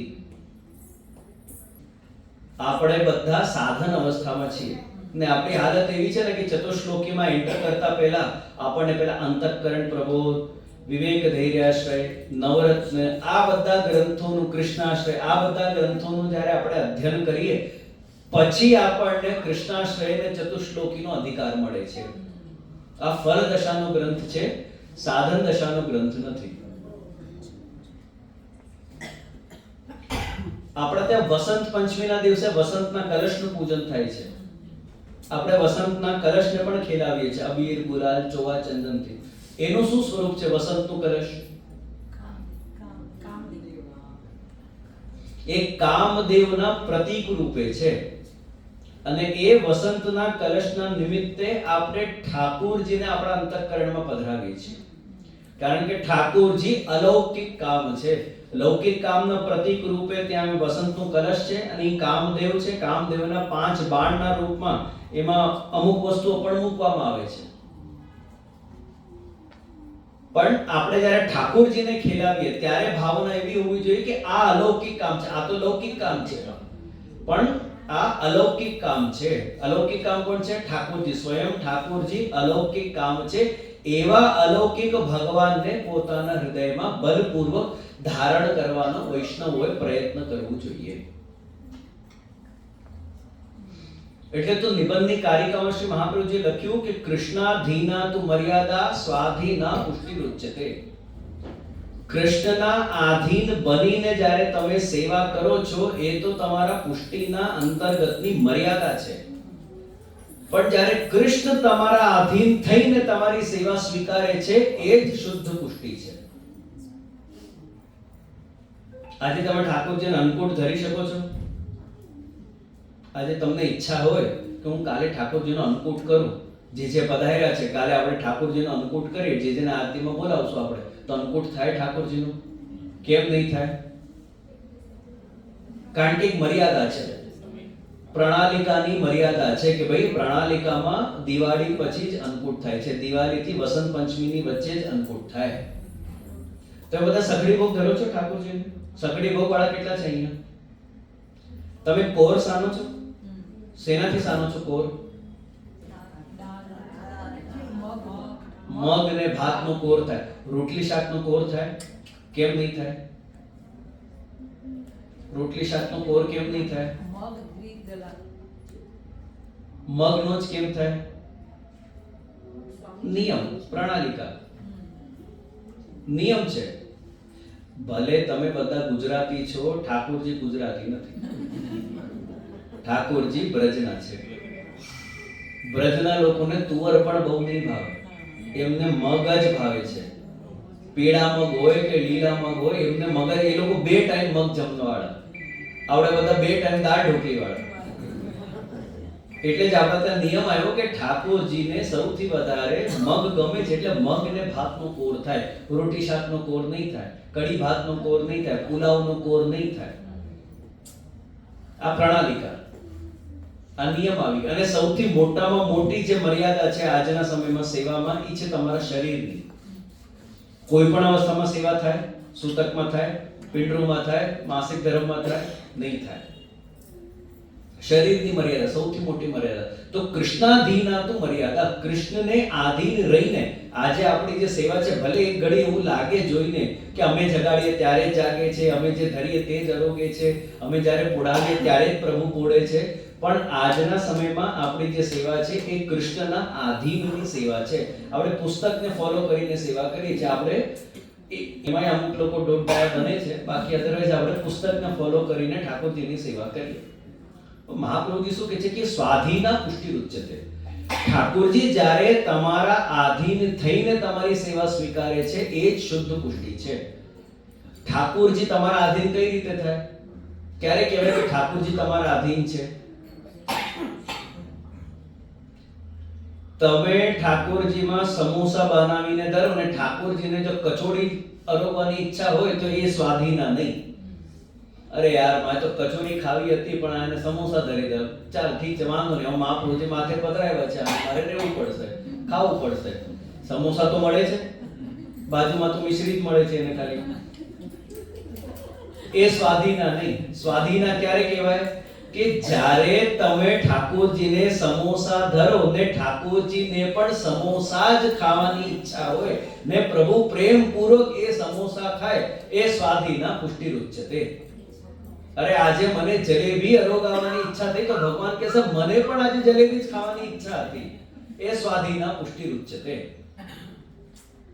અને આ જે ભગવાનની લીલા છે એ મહાપ્રભુજી આમાં લખે છે કે અત્યંત ગોપનીય છે. એટલે આનો વધારે આ શ્લોકમાં મહાપ્રભુજી સ્પષ્ટીકરણ નથી કરતા. ભગવાન કેવી રીતે આપણા આધીન બની જાય છે એ બહુ જગ જાહેર કરવાની વસ્તુ નથી. એ અત્યંત ગોપનીય છે ભગવાનની લીલા. એટલે મહાપ્રભુજી અહીંયા એનું બહુ સ્પષ્ટીકરણ નથી કરતા. મહાપ્રભુજી ખાલી આટલું જ લખે છે કે ભાઈ આ રીતે ભગવાનને જો તમે હૃદયમાં ધારણ કરી લો પછી લૌકિક વૈદિક શું રહી જાય છે, એની શું બિસાત રહી જાય છે, કે એવી કઈ કામના આપણા અંદર રહી જાય છે? બોલો તમે, એવું કઈ રહી જાય છે? એવું કરીને મહાપ્રભુજી શ્લોક પૂરું કરી દે છે, બહુ સ્પષ્ટીકરણ નથી આપતા. તો જ્યારે ભગવાન આપણી સેવા સ્વીકારે ને આપણે જે કરીએ તે પ્રેમપૂર્વક સ્વીકારે, એ સ્વાધીના પુષ્ટિ રૂચ્યતે. 16,000 પટરાનીઓએ ભગવાનનું ભજન કેવી રીતે કર્યું એ જો બહાર પડી જાય ને તો ભગવાનને વાંધો નથી. પણ ગોપીજનોએ કઈ રીતે ભગવાનને ભજ્યા એ બહાર બહુ નહીં પડવું જોઈએ. એ અધિકારીને જ ખબર પડે, એ જ ભગવાનની ઈચ્છા છે. એટલે આ શ્લોકમાં આનાથી ઉપર આનાથી વધારે મહાપ્રભુજી ખુલાસા નથી કરતા અને ટીકાકારો પણ પછી બહુ ખુલાસો આનો નથી કરતા. એટલે છેલ્લે લખી દીધું કે કિમ અપરમ બ્રૂહી. હવે આ રીતે ભગવાનને ધારણ કરી લીધા પછી બીજું તો શું બાકી રહી જાય છે? બીજું કઈ બાકી રહી જાય છે? બીજી કઈ કામના બાકી રહી જાય છે? ખાલી છેલ્લે શ્લોકનો અંત કરતા પહેલા શ્રી વ્રજરાયજી ગો શબ્દનું હજી એક અર્થ કરીને આપણને સમજાવે છે કે યદિ શ્રી ગોકુલાધીશોનું બીજી રીતે આપ અર્થ કરીને સમજાવો છો કે ગો અર્થાત ઇન્દ્રિય. ગો શબ્દને સંસ્કૃતમાં ઇન્દ્રિયને સંસ્કૃતમાં ગો પણ કહેવાય. ગોવાચક એટલે ઇન્દ્રિયવાચક. અને જ્યારે તમે કહો ગોકુલાધીશ, ગોકુલ એટલે તમારું મન. કઈ રીતે? કારણ કે બધા જ ઇન્દ્રિયોનું જે કુળ છે, જે સમૂહ છે, જે ગ્રુપ છે એ મન છે. આપણા શરીરમાં 10 ઇન્દ્રિયો છે. એ 10 ઇન્દ્રિયોનું સૂક્ષ્મ તત્વ આજે પણ તમારા મનમાં વિદ્યમાન છે.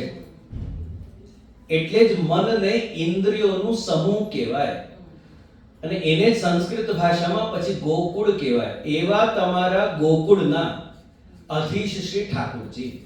એટલે કે તમારા મનના ઇન્દ્રિયોનું અધિપતિ મન, એ મનના અધિપતિ ઠાકોરજી. એવા ઠાકોરજી જ્યારે મનમાં બિરાજમાન થઈ જાય ત્યારે બીજી કઈ કામના બાકી રહી જાય છે આપણી?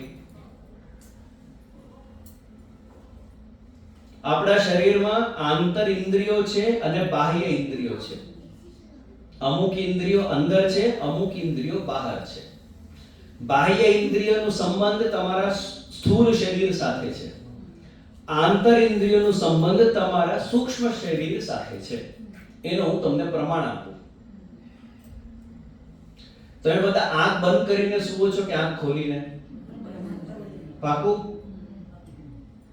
આંખ બંધ કરીને આપણે બધા સુવા જઈએ છીએ. તમને સપનો દેખાય છે કે નથી દેખાતો?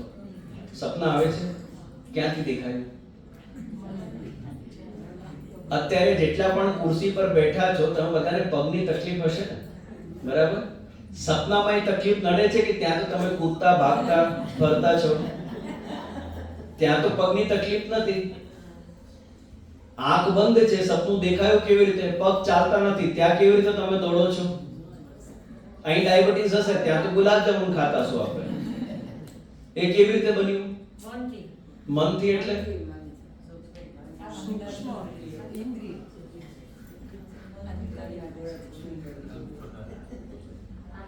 પગ હોવા છતાં પણ આપણે ચાલી કેમ નથી શકતા?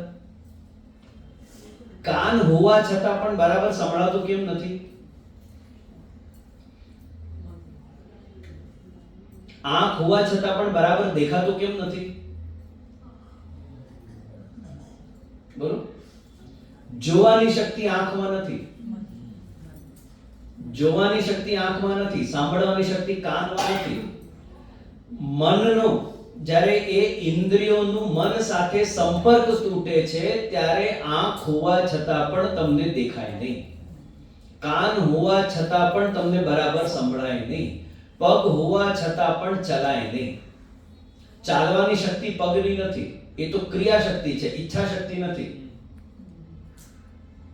આ બાહ્ય યંત્રો છે. અત્યારે તમને બધાને પાછળ સુધી સંભળાય છે, કોના સામર્થ્યથી? માઇક કે સ્પીકર? બેઉ નહીં, વાયર. હવે જો હું વાયર કાઢી લઉં તો માઇક પણ છે, સ્પીકર પણ છે, તમને સંભળાશે? કેમ નહીં સંભળાય? યંત્ર તો છે. બસ આ મન સાથે જ્યારે ઇન્દ્રિયનો સંપર્ક તૂટે છે ત્યારે એ ઇન્દ્રિય હોવા છતાં પણ એ કામ નહીં કરે. તો મનની અંદર સૂક્ષ્મ રૂપે 10 ઇન્દ્રિયો વિદ્યમાન છે. એટલે મનનું સમૂહ, એને આપણે સંસ્કૃત ભાષામાં આપણે ગોકુળ કહીએ. મન દરેક ઇન્દ્રિયોનું અધિપતિ છે. એવા મનના અધિપતિ શ્રી ઠાકુરજી, એવા શ્રી ગોકુલાધીશ, તમારા દરેક ઇન્દ્રિયોના અધીશ, તમારા મનના રાજા, એ જ્યારે જ તમારા મનમાં બિરાજમાન થઈ જાય છે ત્યારે આપણી અંદર લૌકિક કે વૈદિક કામના ઉત્પન્ન હોઈ શકે છે? શું હોવાની? ત્યારે જેને ભગવાનને પ્રાપ્ત કરી લીધું છે, જે ભગવાન પાસે આવી ગયો છે, ભગવાન જેના હૃદયમાં બિરાજમાન થઈ ગયા છે, હવે એની અંદર લૌકિક કે વૈદિક ક્યાં બાકી રહી જશે? કઈ બાકી રહેતું હોય તો તમે કહો. તથા કિમ પરમ બ્રૂહી, બોલો તમે, બોલો. કઈ બાકી રહી જતું હોય તો તમે મને કહો. એટલે ટીકાકારોએ આનું સમાવેશ કરતા, સમન્વય કરતા, સમરાઇઝ કરતા છેલ્લે લખ્યું હરે દ્રિદૃક્ષા કામઃ. ભગવાનને જોવું, ભગવાનની સેવા કરવી, આ ઇન્દ્રિયો વડે, શરીર વડે ભગવાનની સેવા કરવી, આ જ કામ છે, આ જ પુષ્ટિ માર્ગીય કામના છે. આના સિવાય બીજી કોઈ કામના મને બાકી રહી નથી. ભાઈ આવા ભગવાન મારા ઘરે પધારીને આ શરીર સાથે, આ મન બુદ્ધિ સાથે જો ભગવાન મારું બધું સ્વીકારતા હોય તો પછી મારા અંદર બીજી કઈ કામના ઉત્પન્ન બાકી રહી જવાની છે? અને આ જ વાત વૃત્રાસુર પોતાના ચતુશ્લોકીમાં કહે છે કે અજાત પક્ષ ઇવ માતરમ ખગા સ્તન્યં યથા વત્સતરા ક્ષુધાર્તા પ્રિયમ પ્રિયેવ વિશુતમ વિષન્ના मनोरविंदाक्ष द्विदृक्षे त्वाम, कि जैसे एक बच्चा जिसके अभी पंख नहीं निकले हो, बिना पंख का अगर कोई पक्षी अपनी माता की प्रतीक्षा करता हो, जो अभी कहीं दाना लेने गई है वो अपने माता की प्रतीक्षा कर रहा है, जैसे एक भूखा बछड़ा अपने माँ की प्रतीक्षा करता है या उसके लिए जितना वो आतुर रहता है, जैसे एक पत्नी परदेश गए हुए अपने पति की आतुरता से राह देखती है, ठीक उसी प्रकार से मेरा मन आपके दर्शन के लिए लालायित है. यही पुष्टि मार्गियों का काम है. હવે તો મને નથી લાગતું કે પત્નીઓ રાહ જોતી હશે કે ક્યારે મારો વર આવશે. એ તો રાહ જોતા હશે કે ક્યારે જાય તો અમે શાંતિથી રહીએ. તો આ રીતે શ્રી મહાપ્રભુજી ત્રીજા શ્લોકમાં આપણને સમજાવે છે કે યદિ શ્રી ગોકુલાધીશો ધૃત સર્વાત્મના હૃદય ततः किम परम ब्रूहि लौकिकै वैदिकै अपि.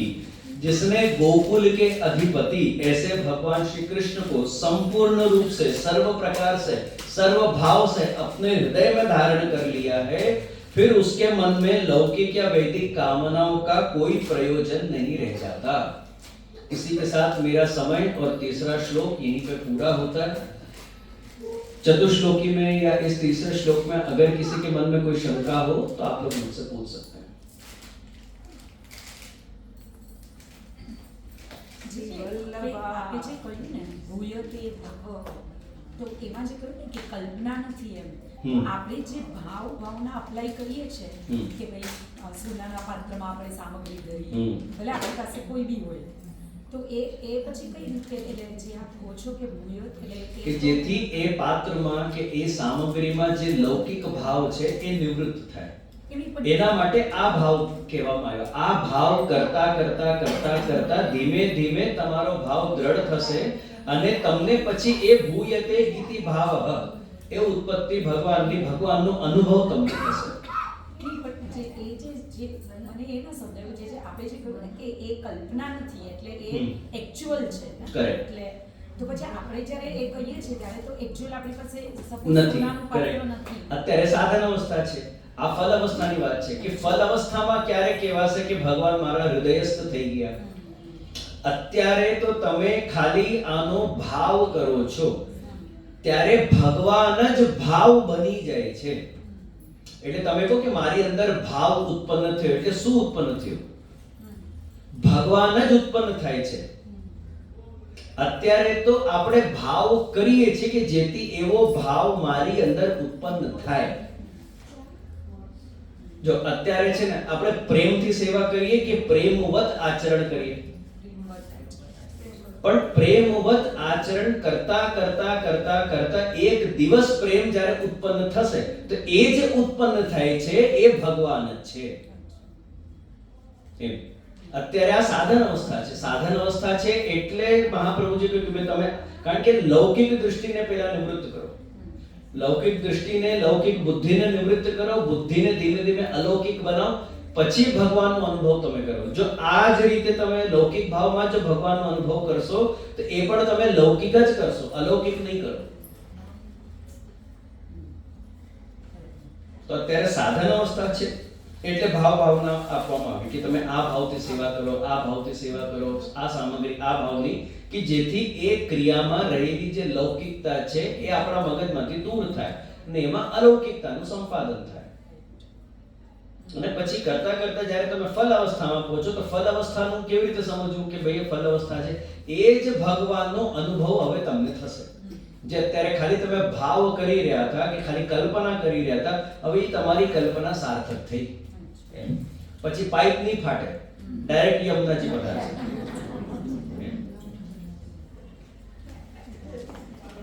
વલ્લભા